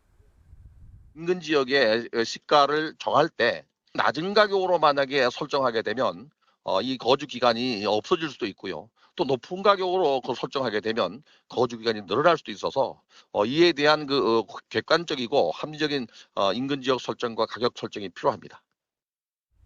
일부 허술하고 경직된 규정이 분양가 상한제의 취지를 훼손하지 않도록 제도적 보완이 필요하다는 목소리입니다. YTN 김기봉입니다. 다음 달 분양을 앞둔 서울 청담동 청담르엘 분양가가 3.3제곱미터당 7천만 원을 넘어서 분양가 상한제 지역 역대 최고가를 경신했습니다. 롯데건설 등에 따르면 어제 열린 강남구청 일반 분양가 재심의에서 청담르엘 일반 분양가가 3.3제곱미터당 7,209만 원으로 확정됐습니다. 주변의 시세를 고려해 볼 때 10억 원 안팎의 시세 차익이 기대돼서 청약 신청자가 대거 몰릴 것으로 보입니다. 국토교통부가 전세금 반환보증 사고주택을 활용해서 전세로 저렴하게 장기간 거주가 가능한 이른바 허그 든든 전세주택을 확대하기로 했습니다. 국토부는 신설되는 든든 전세주택 2유형과 관련해서 오는 9월 6일부터 서울, 인천 등 허그지사 4곳을 통해 수도권 임대인 대상으로 현장 방문 접수를 실시하고 이 가운데 6,000호 매입을 추진한다고 밝혔습니다.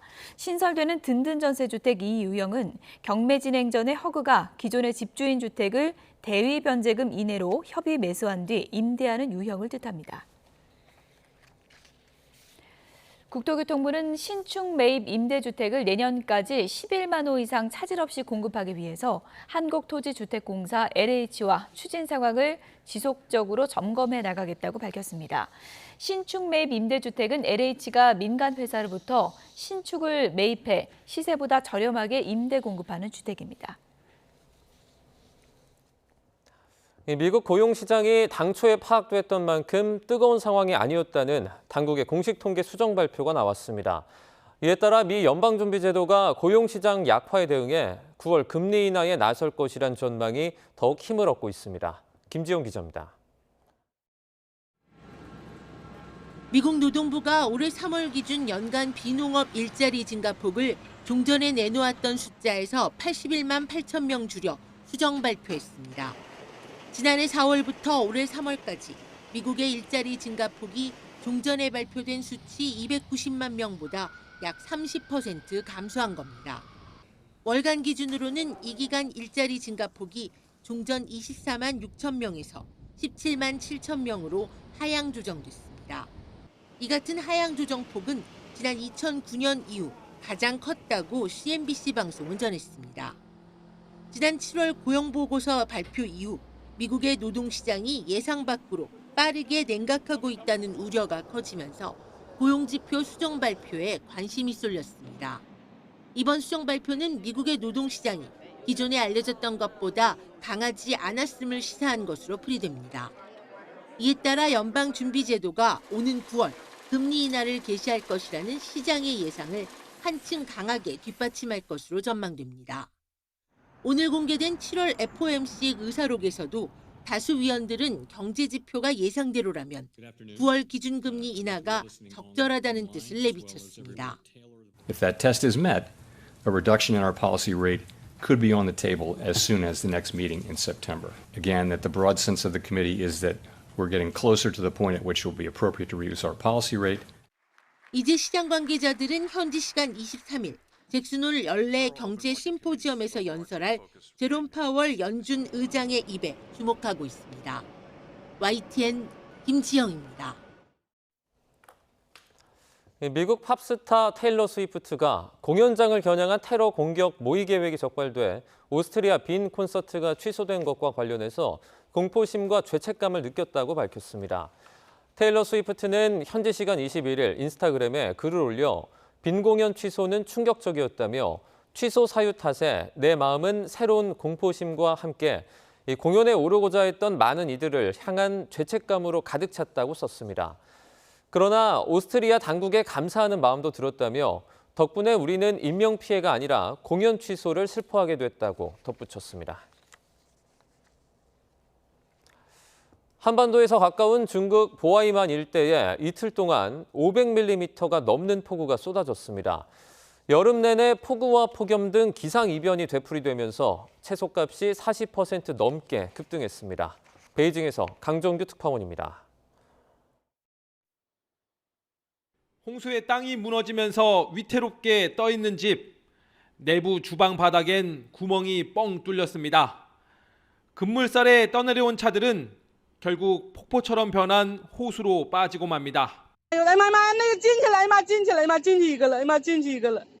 중국 보하이만 일대에 폭우가 내리면서 도로와 다리가 끊기고 열차 169편의 운행이 중단됐습니다. 특히 이틀 동안 500mm 넘는 물폭탄을 맞은 후르다오에선 통신마저 두절됐습니다. 구조당국은 보트와 헬기 등을 이용해 7,000명 넘는 주민들을 대피시켰습니다.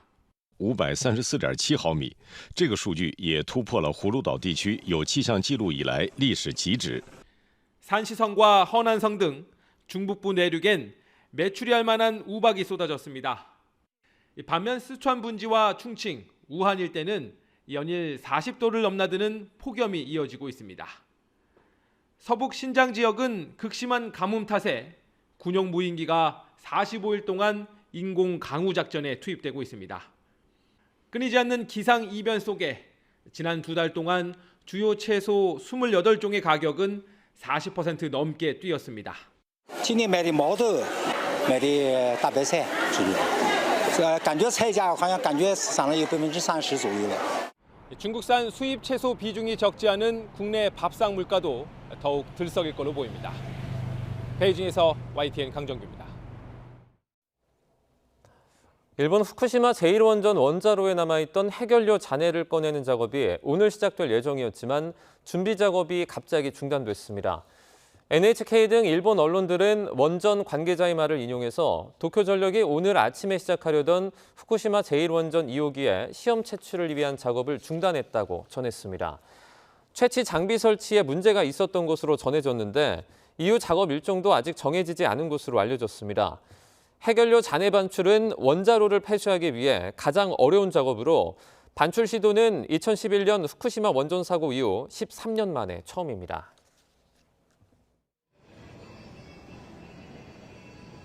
오늘은 여름이 지나고 선선한 가을을 맞게 된다는 절기 처서입니다. 하지만 절기가 무색하게 오늘 차츰 전국에 비가 내리면서 습도 높은 무더위가 이어지겠습니다. 현재 서울 하늘은 흐리기만 한 상태고 바람만 다소 강하게 불고 있는데요. 그 밖에 서쪽 지역에는 비가 내리는 곳이 있습니다. 현재 서울의 체감온도는 32도 정도인데 앞으로 체감온도는 34도까지 올라서 낮 동안 후텁지근한 날씨가 이어지겠습니다. 레이더 영상으로 현재 비 상황부터 살펴보겠습니다. 현재 서쪽을 중심으로 산발적인 비가 내리고 있는데요. 비구름은 점차 전국으로 확대되겠습니다. 비는 저녁부터 차츰 잦아들겠지만 내일 아침까지 이어지는 곳도 있겠습니다. 내리는 비의 양은 5에서 60mm가 예상되고요. 돌풍과 벼락을 동반하면서 시간당 20mm 안팎으로 강하게 쏟아질 수 있겠습니다. 특히 경기 북부와 강원 북부 내륙에는 80mm가 넘게 내리는 곳이 있겠고 시간당 30mm로 더욱 강하게 쏟아지겠습니다. 비가 습도를 끌어올리며 무더운 날씨는 계속되겠습니다. 전국 대부분 지역에 폭염특보가 발령 중인데요. 오늘 한낮 기온은 서울 31도, 강릉 36도, 대구는 34도까지 치솟겠습니다. 내일은 서쪽을 중심으로, 모레는 강원과 영남을 중심으로 요란한 소나기가 내리겠고요. 우리나라로 따뜻한 서풍이 불어들면서 당분간 열대야와 폭염은 계속될 전망입니다. 현재 서해안과 제주도에는 강풍특보가 내려진 가운데 오늘 전국 대부분 지역에서 바람이 강하게 불겠습니다. 또 지금 달의 인력이 강한 기간이라 해수면이 높은데요. 너울도 밀려들면서 해안가에서는 저지대 침수 위험이 높습니다. 제주 해안과 남해안 또 서해안에 계신 분들은 각별히 주의하시기 바랍니다. 지금까지 YTN 이혜민입니다.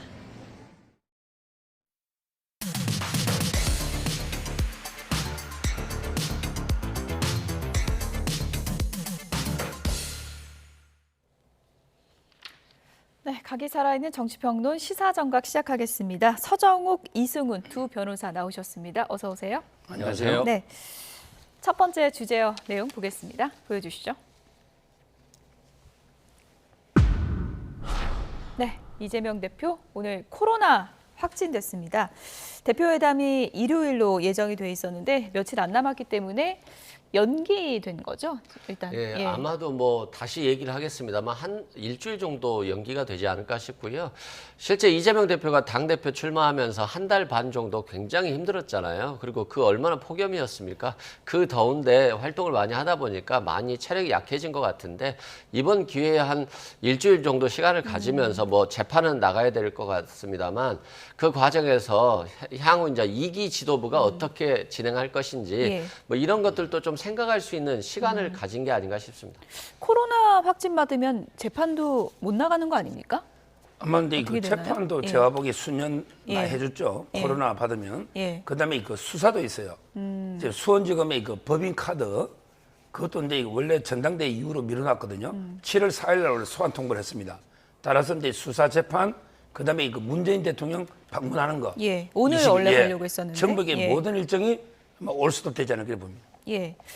일단 뭐 당대표 만나는 일정은 이제 뒤로 밀리게 되는데 한동훈 대표가 이재명 대표 쾌유를 바란다. 오늘 아침에 이런 입장을 밝혔습니다. 잠시 들어보시죠.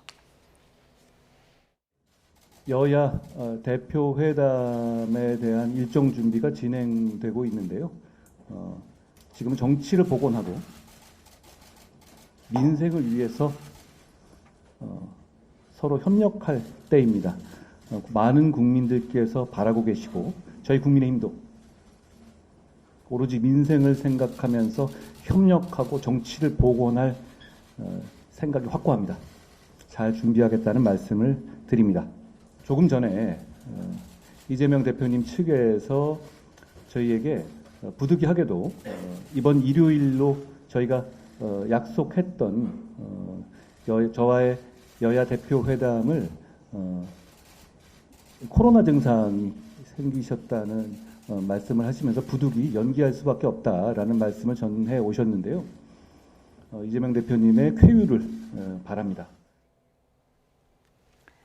네, 며칠 앞두고 날짜가 이제 연기가 된 건데 사실 근데 실무 접촉 분위기도 그다지 좋은 건 아니었어서 날짜까지 이렇게 미뤄지면 좀 맥이 빠지는 거 아닌가 이렇게 생각하는 분들도 있을 것 같아요. 뭐 한동훈 대표 같은 경우는 TV 생중계까지 원하면서 좀 적극적으로 나섰기 때문에 좀 힘이 빠졌을 것 같고요. 이재명 대표 같은 경우는 한 일주일 정도 휴식을 취하면서 또 한동훈 대표가 어떤 얘기를 할까 그리고 25만 원 문제라든가 민생지원금이라든가 금투세 문제라든가 전반적으로 민생을 위한 어떤 정책들을 좀 구상할 수 있고 좀 정리할 수 있는 시간이 될 것 같아서 또 기분 전환이 될 것 같습니다. 예, 민주당 쪽에서는 생중계 방식에 대해서는 뭐 결론을 내린 건가요?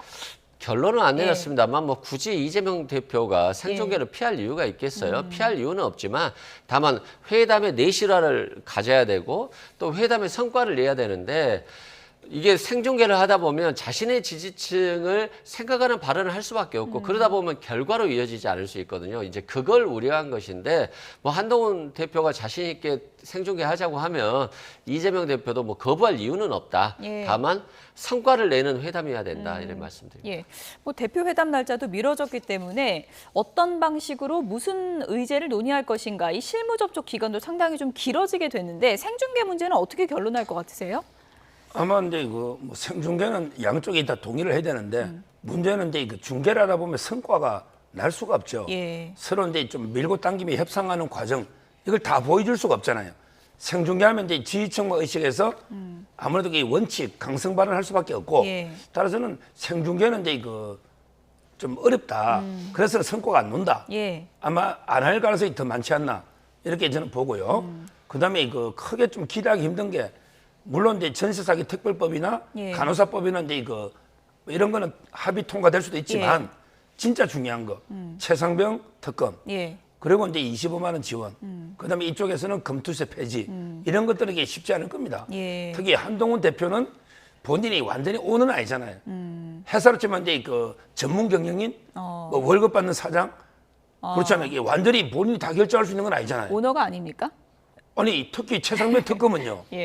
의원들이 강력하게 반발한 의원들이 한 7, 80명 된대요. 설득이 쉽습니까? 최상병 특검이. 이런 것도 저는 쉽지 않다 이렇게 보이고 그다음에 25만 원은 이미 윤석열 대통령이 거부권 행사했잖아요. 근데 이게 쉽지 않잖아요. 대통령실도 의식해야 되고 그다음에 의원들 설득도 쉽지 않다고 저는 봐요. 그중에서 아무래도 이제 제일 어려운 킬러 문항은 최상병 특검법일 텐데요. 오늘 아침에 박정훈 의원은 이와 관련해서 이런 얘기를 했습니다. 들어보시죠. 굉장히 어려워 보이죠. 이 문제가.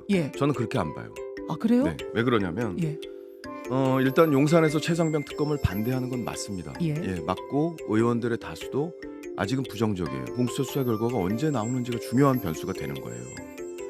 예를 들어 지금 저희가 볼 때는 9월 중에는 나올 가능성이 있다고 봅니다. 절대 이 약속을 그냥 위야무야로 갈 수는 없다는 게 한동훈 대표의 분명한 입장입니다. 그렇습니까? 그 정도의 딜레마도 해결하지 못하고 대선 주자가 돼서 대권을 가진 사람이 있어요?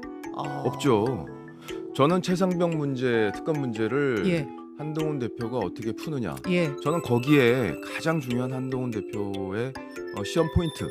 거기 출제 가장 어려운 문제를 과연 풀어서 서울대를 가느냐 이 문제가 바로 그 특검 문제라고 저는 생각해요. 한동훈 대표도 자기 지지층에게 뭔가를 좀 보여주기 위해서 생중계 형식을 택하는 것 같다.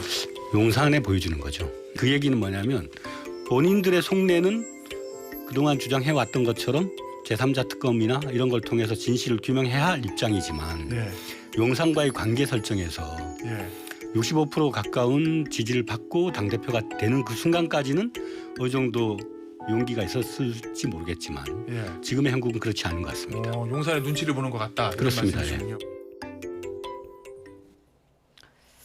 한동훈 대표의 측근인 박정훈 의원마저 이 최상병 특검, 한동훈식 특검 이거 이제는 못 뭉갠다. 이거 풀어야 뭐 비유하자면 서울대 가는 거다라고 했는데 어떻게든 해담은 내놓겠다. 뭐 이런 의지로 볼 수 있을까요? 내놔야죠. 왜냐하면 자신이 대표에 출마하면서 첫 일성이 최상병 특검이고 보수가 안보 문제에 있어 더 밀릴 수는 없다 그랬거든요. 당연히 해야 되는데 지금 여당 내부의 국회의원들 눈치 보고 용산 눈치 보고 이러다 보니까 계속 시간이 늦어지고 있고 그래서 좀 무력한 한동훈처럼 보여지고 있기 때문에 더 이상 시간을 끌 수는 없다라는 점에서는 이런 여야 대표회담을 통해서 뭔가 돌파구를 마련한 걸로 보여지고 그렇기 때문에 이제 TV 공개하자 이런 것들이 결국에는 여당 국회의원도 설득하려고 하니까 힘들어 용산도 설득하려고 힘들어 그러면 국민을 상대로 좀 설득해서 이런 것들을 만들어 보려고 하는 것이 아닌가 이런 생각이 들고요.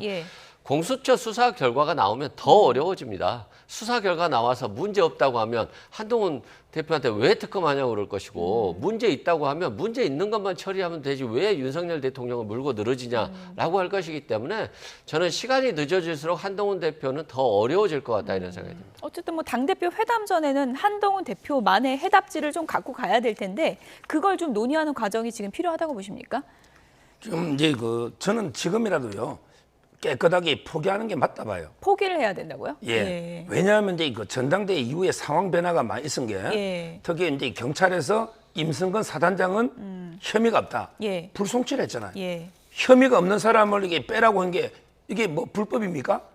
이런 이제 상황의 변화가 있고 그럼 이제 공처도 아마 곧 결과를 놓을 거예요.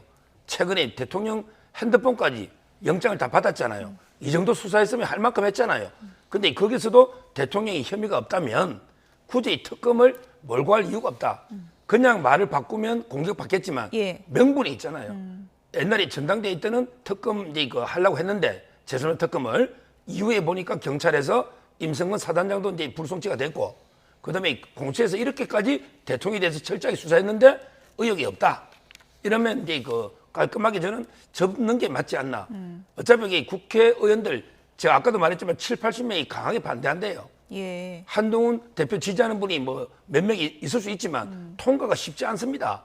이러면 이게 더 상처가 오기 때문에 지금 저는 오히려 최상병 특검은 이제 접는 게 맞아요.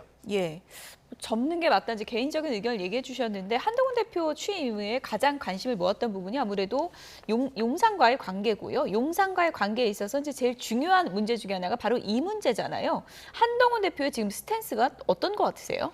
제가 봤을 때는 굉장히 어렵게 좀 푸는 것 같아요. 예를 들어서 한동훈 대표가 윤석열 대통령을 만나거나 김건희 여사를 만나서 이건 무조건 해야 된다고 계속 설득을 해야 되는 문제잖아요. 근데 이제 그 설득이 먹히지 않는 것으로 보여지고 또 만약에 본인이 최상병 특검 하겠다 해서 8명의 국회의원 정도는 한동훈 대표가 충분히 움직일 수 있다고 생각해요. 근데 8명 갖고 움직여서 통과시켰을 때 그 후폭풍을 감당할 수가 없잖아요. 결국에는 국회의원들을 많이 설득을 해야 되는 것인데 그게 굉장히 어려워 보이고 결국에는 이걸 특검을 통과시키지 못해도 한동훈 대표는 무능한 대표가 되는 것이고 통과시키지 않는다라고 한다면 약속을 지키지 않는 사람이 되기 때문에 한동훈 대표에게는 킬러 문항이고 국민과의 약속은 꼭 지켜져야 된다. 그렇지 않으면 뭐 대권 후보에서 삭제되지 않을까 싶습니다. 용산과 한동훈 대표 관계가 삐그덕거린 여러 요인 중에 하나가 바로 이 문제였었는데요. 다음 주제어 보여주시죠.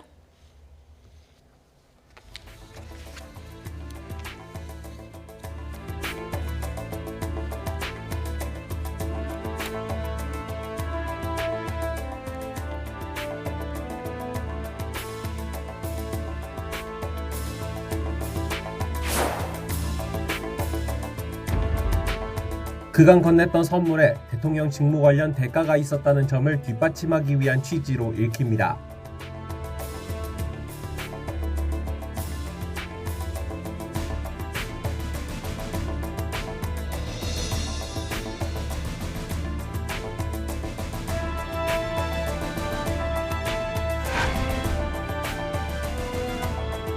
김 여사가 구체적인 내용을 알지 못했고 윤석열 대통령의 직무와도 무관하다고 본 겁니다.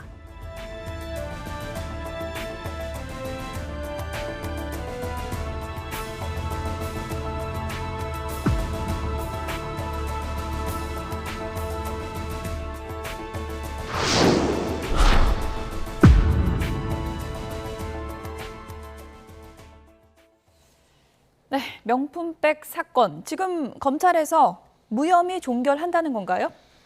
뭐 한마디로 이제 만시지탄이고요. 그다음에 사필 기정이다.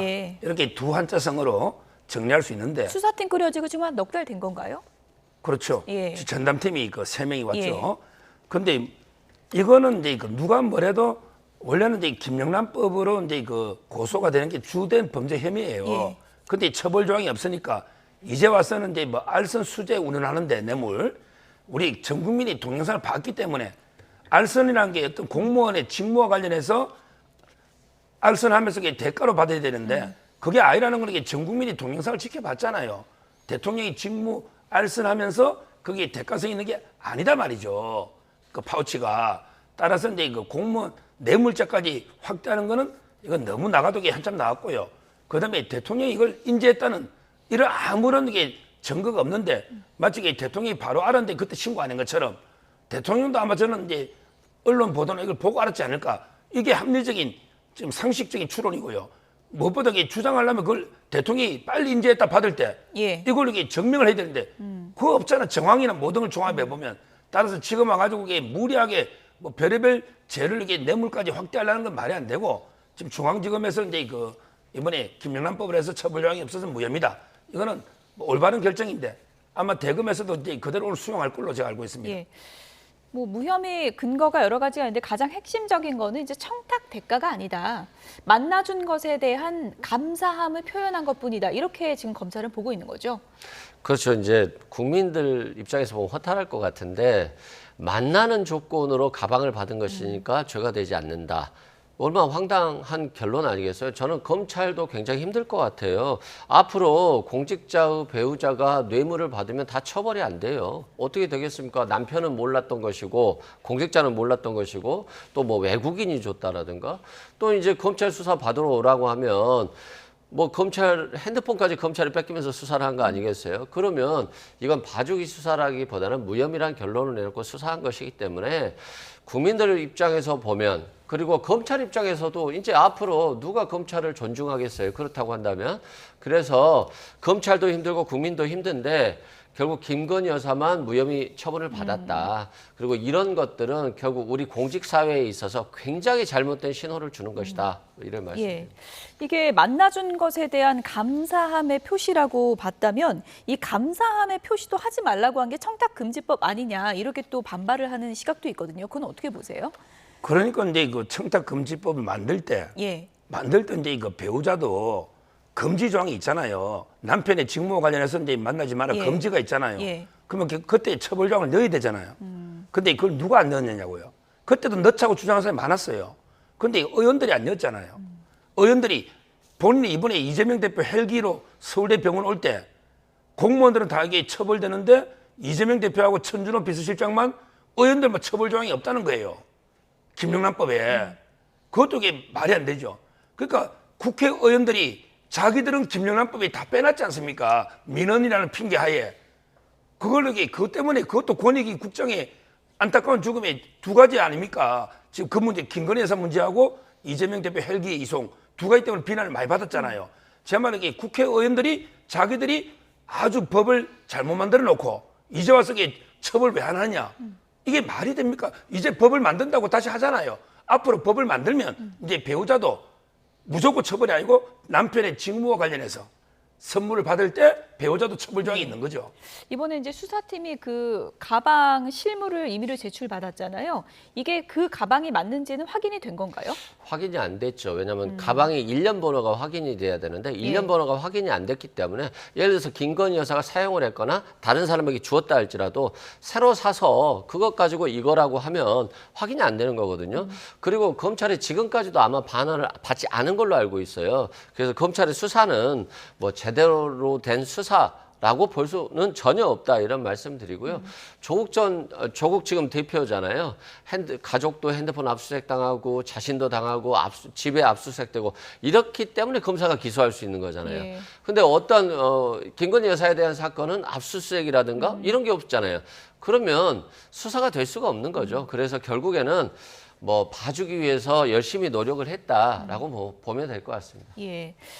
조국 혁신당의 박은정 의원은 이번 무혐의 종결에 대해서 이렇게 얘기를 했습니다. 들어보시죠.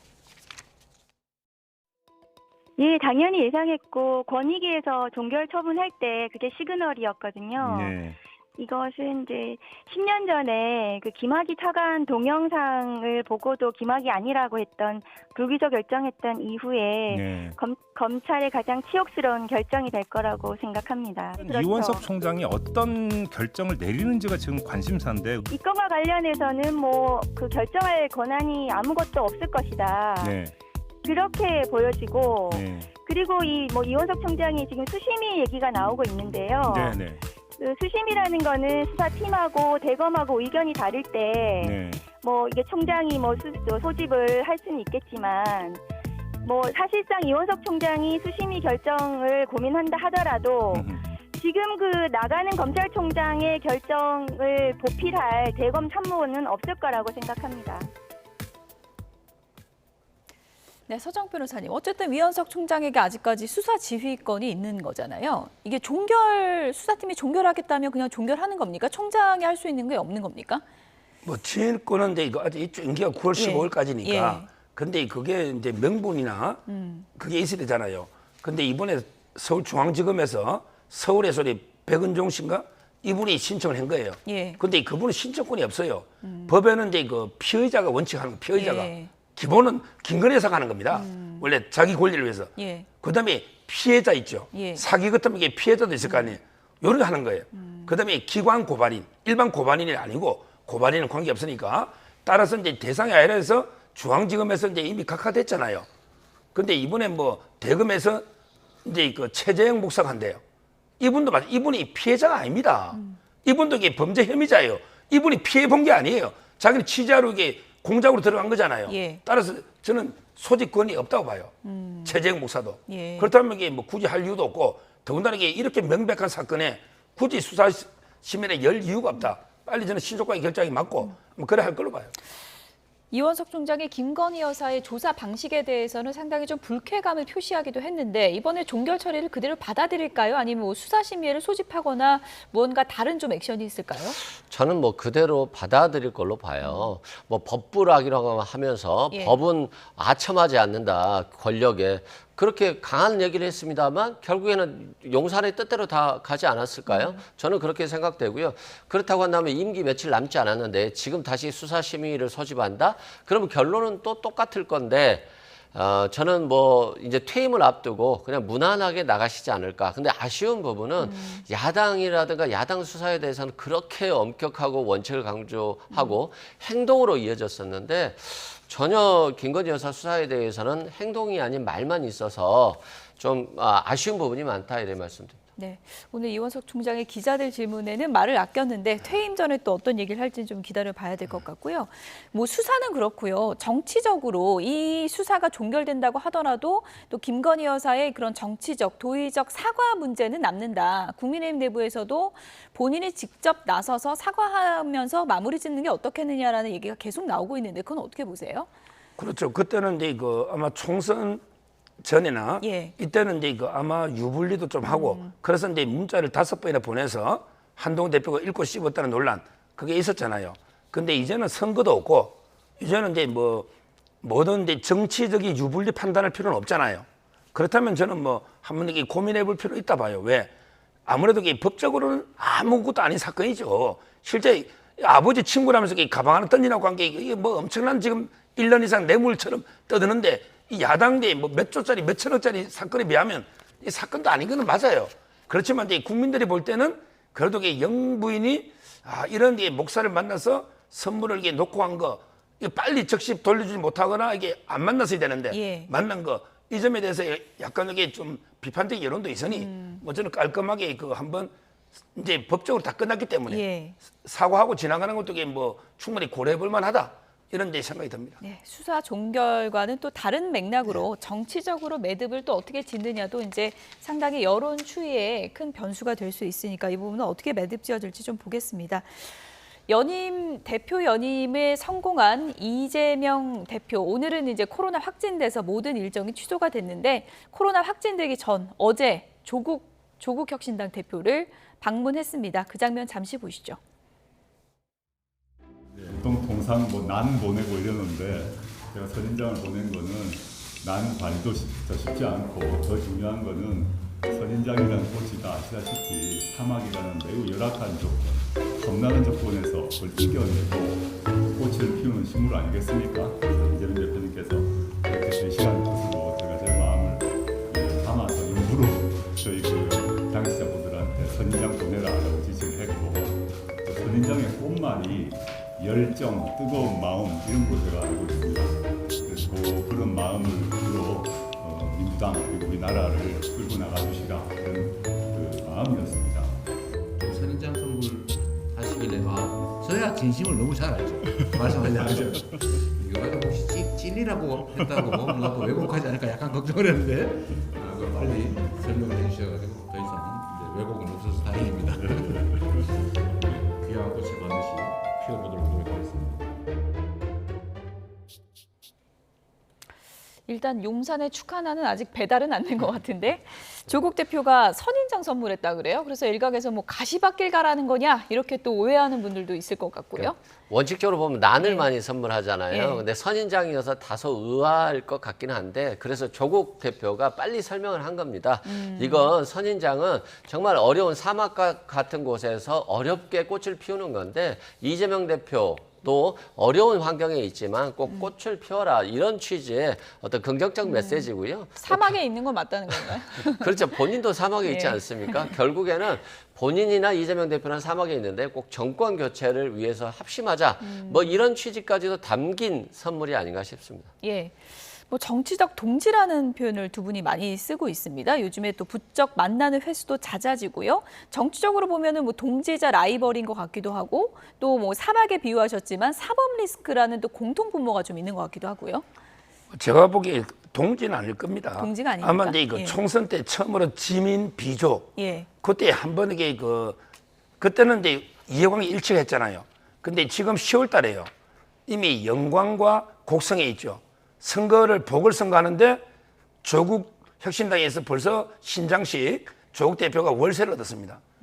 월세방 얻어가서 이게 계속 내려가서 선거운동을 하는 거예요. 지금 예비후보도 있습니다. 이미. 따라서 이제 이번에 호남에서 우리가 민주당을 꺾으면 호남 민심은 우리 거다. 그때 그 총선 때요. 지지율이 40%씩 조국당은 39, 39, 얘는 40, 40. 지지율이 똑같았어요. 그랬군요. 그러니까 이번에 보궐선거에서 아마 서로 이제 그 근본일척에 승부를 벌일 겁니다. 지금 이제 진짜 마음에는 뭐 가시가 도체가 서로 지금 이게 혈투를 벌일 겁니다. 그래서 선인장 준 겁니까? 그래서 준지는 모르. 아마 이게 대통령이 난 준다니까 아마 선인장으로 바꿨지만 속마음은 진짜 가시처럼 이번에 10월에 대혈투가 벌어질 거예요. 대혈투. 10월에 대혈투를 앞두고 있는데 이재명 대표가 조국 대표와 우리는 우당이다. 사람 인자, 한자 사람 인자처럼 서로 기대는 그런 관계다. 이렇게 비유를 했다고 합니다. 저는 뭐 그게 맞다고 생각되고요. 뭐 10월 달 재보궐선거가 있습니다만 뭐 혈투까지 있겠어요. 호남의 민심을 잡기 위한 경쟁일 뿐이지. 아니 월세까지 얻었다고 하니까 지금. 아니, 뭐 월세까지 얻어서 이겨야 되지만이 내년 이제 내후년에 지방선거에 있어서 연대 방식이라든가 이런 거에 있어서 좀 양보를 얻어낼 수는 있을 거라고 봐요. 근데 이번 선거 자체만 가지고는 뭐 야권이 분열되거나 이럴 가능성은 없고 이게 결국에는 호남의 민심을 누가 얻느냐에 대한 확인 차원 정도라고 보고요. 결국 이 경쟁적 관계가 결국 그 다음 지방선거에서 야권 연대로서 뭐 저는 이어질 것으로 보여집니다. 호남이 이번에 민주당 전당대회 때 좀 투표율이 많이 저조했어서 이게 또 어떤 의미를 읽어야 되나 여러 해석이 또 분분했었는데 서정욱 변호사님 끝으로요. 지금 조국 대표 같은 경우에는 사법 리스크가 이재명 대표보다 더 가까이 다가와 있다 이렇게 보는 또 시각도 있는데 이번 뭐 호남 선거나 이런 데서 존재감을 좀 분명히 드러내야 된다 그런 뭐 절박함도 있는 거겠죠? 그렇죠. 아마 이제 8월 29일 날 조희연 그때 교육감이 선고가 있어요. 그 재판부에서 조국 대표도 선고합니다. 3부입니다. 대법원. 그렇군요. 아마 이제 9월 말이나 늦어도 10월 중에는 이제 선고가 있을 거고요. 근데 부에서 선고하면요. 기각이 거의 99%입니다. 살아날 길은 전화배치로 회부가 돼야 되거든요. 따라서 저는 뭐 아마 이제 9, 10월 중에 선고가 될 거고. 그래서 요즘 이제 그 지지율이 김경수 대표로 좀 이게 그 바톤 체인지가 되는 것 같아요. 이번에 한길 리서치 조사해 보면 조국 대표를 앞질른 김경수 대표 지지율도 있습니다.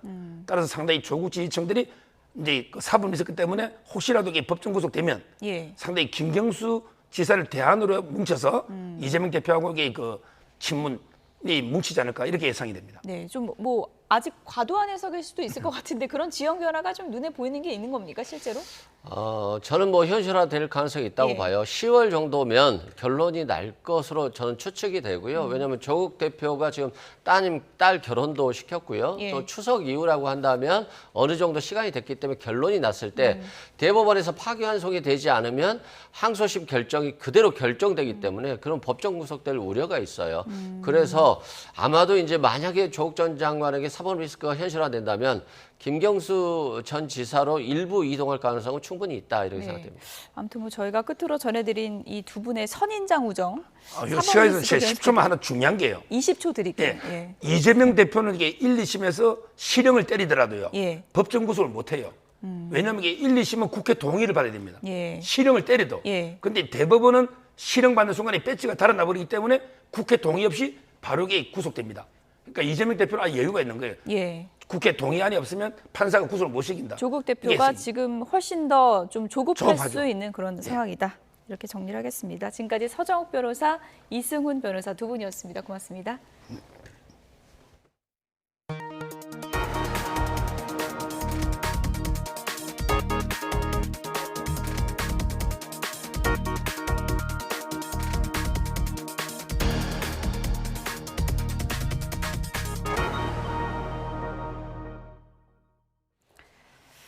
최근에 임명된 대통령실 저출생 대응 수석이 필리핀 가사 도우미의 비용 부담을 낮추는 방안을 고심하고 있다고 밝혔습니다. 여당은 한 발 더 나아가서 외국인 근로자 최저임금 차등 적용 띄우기에도 나섰는데요. 야당의 협조 등 난제가 쌓여 있습니다. 신윤정 기자입니다.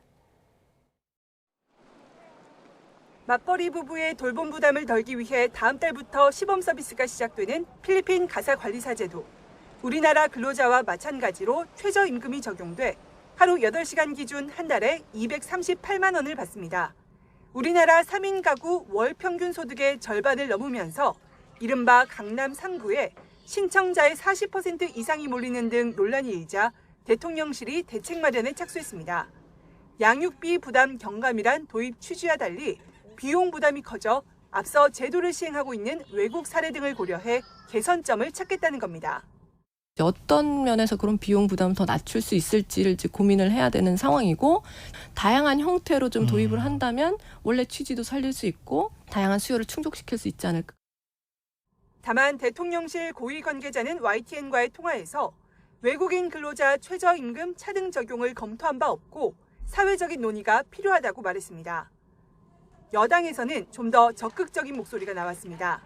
나경원 의원은 국회에서 토론회를 열고 저출생은 물론 고령화 사회 노동력 부족에 대응하기 위해선 외국인 근로자 고용이 필수가 됐다며 획일적인 최저임금 제도를 개선해야 한다고 말했습니다. 가족들의 생계비는 그 본국을 기준으로 한다면 우리가 내국인하고 똑같이 지급하는 것은 결국 형평성에도 맞지 않는다. 그러나 이를 위해선 법률을 개정해야 하는데 야당의 협조가 쉽지 않을 전망입니다. 게다가 국제노동기구 ILO의 내국인과 외국인에 대한 차별을 금지한 협약을 위반하게 됩니다. 저출생 해소를 위해 도입된 필리핀 가사관리사 제도를 계기로 외국인 근로자 최저임금 차등 적용이 공론화되는 분위기지만 아직은 가야 할 길이 멀어 보입니다. YTN 신윤정입니다. 어두컴컴한 밤 기저귀를 찬 아이가 경찰관 손을 잡고 지구대로 들어가고 있습니다. 아이가 많이 놀랐겠죠? 아이가 울고 있었는데요. 경찰들이 아이의 눈을 맞추면서 아이를 진정시키는 모습도 카메라에 포착됐습니다. 지난달 21일 밤 10시쯤 대전 서구 가장동 주택가에서 기저귀만 찬 채 울고 있던 3살 아이가 발견됐습니다. 신고를 받고 현장에 출동한 경찰이 아이가 지목하는 집의 문을 두드렸지만 아무도 없었고요. 아이의 지문도 등록돼 있지 않아서 보호자를 찾기 힘든 상태였습니다. 다행히 아이가 발견된 장소 인근에 있던 쓰레기 더미에서 전화번호가 적힌 택배 용지를 발견했고요. 건물주와 연락이 닿아 아이가 2시간 만에 엄마와 만날 수 있었다고 설명했습니다. 당시 엄마는 아이를 재운 뒤에 잠시 외출했던 것으로 파악됐습니다. 네, 한 보트가 구조요원들이 몰려있는 선착장에 닿습니다. 이탈리아 시칠리아 섬 앞바다에서 호화요트 바이에시안호가 침몰한 지 사흘 만에 시신 5구가 발견됐다고 외신들이 보도했습니다. 살바토레 코치나 시칠리아 시민보호청장은 5번째 시신이 발견됐고 지금까지 4구가 수습이 됐다며 한 명은 여전히 실종 상태라고 밝혔습니다. 이 수습한 시신 4구는 조너선 브루머 모건 스탠리 인터내셔널 회장 부부와 국제 로펌 변호사 크리스 모르빌로 부부로 확인이 됐다고 현지 언론은 전했습니다. 영국의 빌 게이츠로 불리는 마이크 린치 오토노미 창업자와 그의 10대 딸 등 나머지 실종자 2명의 상황은 알려지지 않았습니다. 네, 고급 레스토랑과 바가 몰려있는 중국 상하이의 한 빌딩인데요. 최근 이곳에 있던 미쉐린 레스토랑이 돌연 문을 닫았습니다. 1인당 평균 소비액이 우리 돈 30만 원에 달하는데 갑자기 왜 문을 닫았을까요? 최근에 중국 내수 경기가 좋지 않자 가성비 높은 식당을 선호하는 분위기 탓에 갑자기 경영난에 시달렸다고 합니다. 이렇게 가장 잘 나가던 레스토랑이 문을 닫자 다른 미쉐린 레스토랑은 398위안, 우리 돈으로 약 7만 원이라는 저렴한 세트 메뉴를 출시했는데요. 누리꾼들 사이에서는 이른바 거지 세트라고 부르면서 SNS 인증 행렬도 잇따르고 있는데요. 398위안이 거지 세트냐, 그것도 못 먹는 나는 거지만도 못하냐, 이런 씁쓸한 반응도 이어졌습니다. 네, 조심스럽게 바다거북을 옮기는 사람들, 어디 가는 걸까요? 현지 시간 21일 윌로우라는 이름의 바다거북을 플로리다 해변에서 대서양으로 방류했습니다. 윌로우는 앞서 지난 6월 25일 플로리다 젠슨 비치에서 영양실조에 걸려 따개비에 둘러싸인 채 발견돼 센터로 옮겨졌는데요. 이후 윌로우는 항생제와 진통제, 각종 영양제를 맞으며 재활 훈련을 성공리에 마쳤습니다. 다시 바다로 돌아간 윌로우, 앞으로는 아프지 말고 오래오래 살길 바랄게요. 시효 만료 문제로 손해배상 소송 1심에서 졌던 강제노역 피해자 유족들이 2심에서 승소했습니다. 서울중앙지방법원은 오늘 강제노역 피해자 고 정모 씨 자녀 4명이 일본 제철을 상대로 낸 손해배상 소송에서 원고 패소로 판결한 원심을 깨고 원고 측에 1억 원을 지급하라고 판결했습니다. 1심이 손해배상을 청구할 수 있는 권리가 만료됐다며 원고 패소로 판결했는데 항소심 재판부가 이를 뒤집은 겁니다. 공군은 오늘 오후 2시부터 실시되는 공습 대비 민방위 훈련에서 전투기를 띄워 가상의 적기가 공습하는 상황을 연출한다고 밝혔습니다. 공군은 이를 위해서 F-15K와 KF-16, F-5, T-50 등 전투기 7대가 전국을 비행하는 훈련을 지원한다며 이같이 전했습니다. 공군 관계자는 날씨에 따라서 달라지겠지만 전투기가 최저 2,000피트, 약 610m 수준까지 내려와 저공 비행할 예정이라 소음이 발생할 수 있다며 시민들에게 양해를 구했습니다. 우크라이나가 러시아 본토 공격이 기세를 올리고 있습니다. 접경지 쿠르스크 점령 작전을 계속하는 가운데 러시아 수도 모스크바 등에 최대 규모의 드론 공격을 감행했습니다. 신웅진 기자입니다. 우크라이나가 새롭게 공개한 쿠르스크 공습 영상입니다.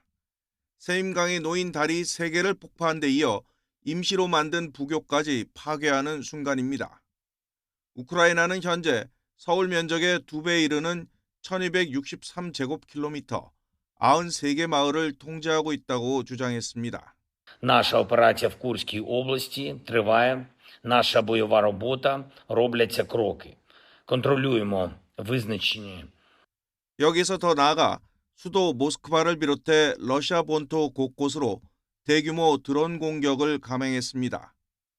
세르게이 소비아닌 모스크바 시장은 우크라이나에서 역대 최대 규모의 드론이 날아왔다고 밝혔습니다. 소비아닌 시장은 드론 11대가 도심 상공에서 요격됐다고 설명했는데 지난해 5월에 온 8대보다 더 많은 물량입니다. 러시아 국방부는 서부 브리안스크에서 드론 23대, 벨고로드에서 6대, 모스크바 남부인 칼루가에서 3대, 쿠르스크에서 2대를 격추했다고 밝혔습니다.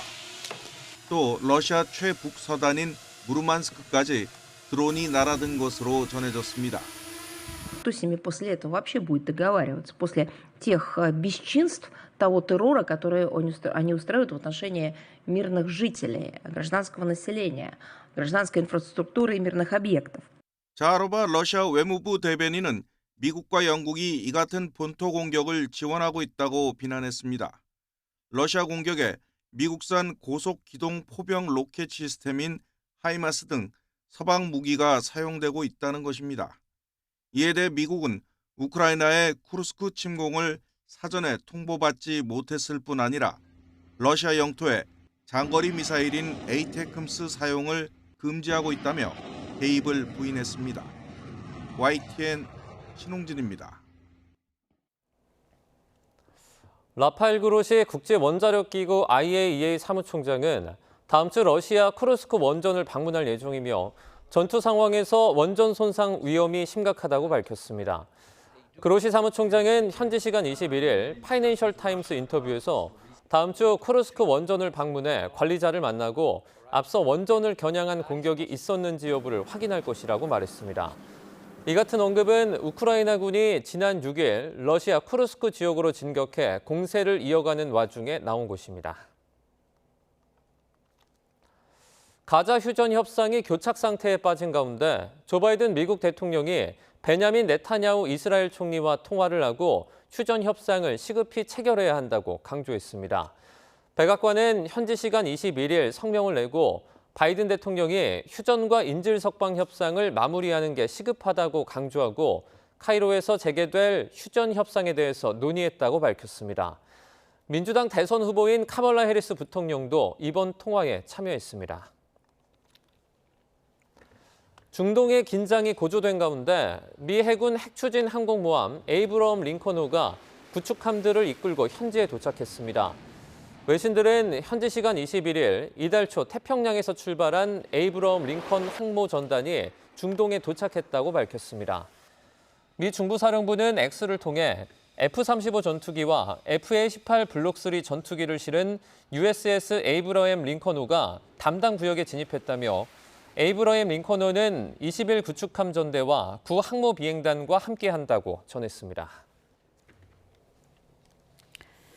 배드민턴 금메달리스트 안세영 선수가 귀국 이후 15일 만에 공식 석상에 등장합니다. 오늘 저녁 올림픽 선수단 격려 만찬에 참석하는데요. 이 자리에서 어떤 발언을 할지 관심이 쏠리고 있습니다. 조은지 기자입니다. 모두가 귀를 쫑긋했던 입국장에서 안세영은 싸우려는 게 아니라 운동에만 전념하고 싶은 호소라면서 일단 말을 아꼈습니다. 협회랑도 팀이랑도 이야기를 해본 게 아니어서 이제 최대한 빨리 이야기를 해보고 좀 말씀드릴 수 있도록 할게요. 이후 두 차례 SNS를 통해 입장을 알렸습니다. 귀국 이튿날 축하와 영광을 누려야 할 순간이 제 발언으로 해일처럼 덮였다며 동료 선수들에게 사과했습니다. 그리고 배드민턴 협회의 자체 진상조사위원회가 처음 열린 시간엔 CCBB 공방전이 아닌 진솔한 대화를 기대한다. 시스템과 소통, 케어가 상식선에서 운영되길 바란다고 적었습니다. 안세영은 소속팀 삼성생명의 트레이닝 센터 용인 STC에 머물며 외부 접촉 없이 휴식과 재활에 매진하고 있습니다. 지난 월요일 올림픽 금메달리스트인 선배 장미란 문체부 2차관과 면담한 게 유일하게 알려진 활동입니다. 하지만 안세영은 목요일 밤 선수단 격려 만찬에 참석하기로 했습니다. 귀국 이후 15일 만에 공개 활동인데 부모님도 동행합니다. 행사에선 한여름 감동과 환희를 선사한 선수단과 가족, 훈련 파트너까지 꿈의 무대를 함께 돌아볼 걸로 전해졌습니다. 금메달 5개 전 종목 석권에 빛나는 양궁협회 정의선 회장이 건배사를 할 걸로 알려졌고 몇몇 선수들도 마이크를 잡을 예정입니다. 공항 해단식 때 묘한 엇박자를 드러낸 유인촌 문체부 장관과 이기흥 체육회장도 나란히 자리합니다. 메달리스트들이 예능 출연이나 광고, 시구 등 다양한 자리에서 즐거움을 만끽하는 사이 협회와 고독한 싸움을 벌이는 안세영이 어떤 모습으로 어떤 발언을 할지 그 자체로 주목됩니다. YTN 조은지입니다. 세계 3대 게임쇼 가운데 하나인 독일 쾰른 게임스컴이 개막했습니다. 이번 게임스컴에는 한국 게임사들이 많이 참여해 다양한 장르와 새로운 도전을 선보였습니다. 심관음 기자가 독일에서 전해드립니다.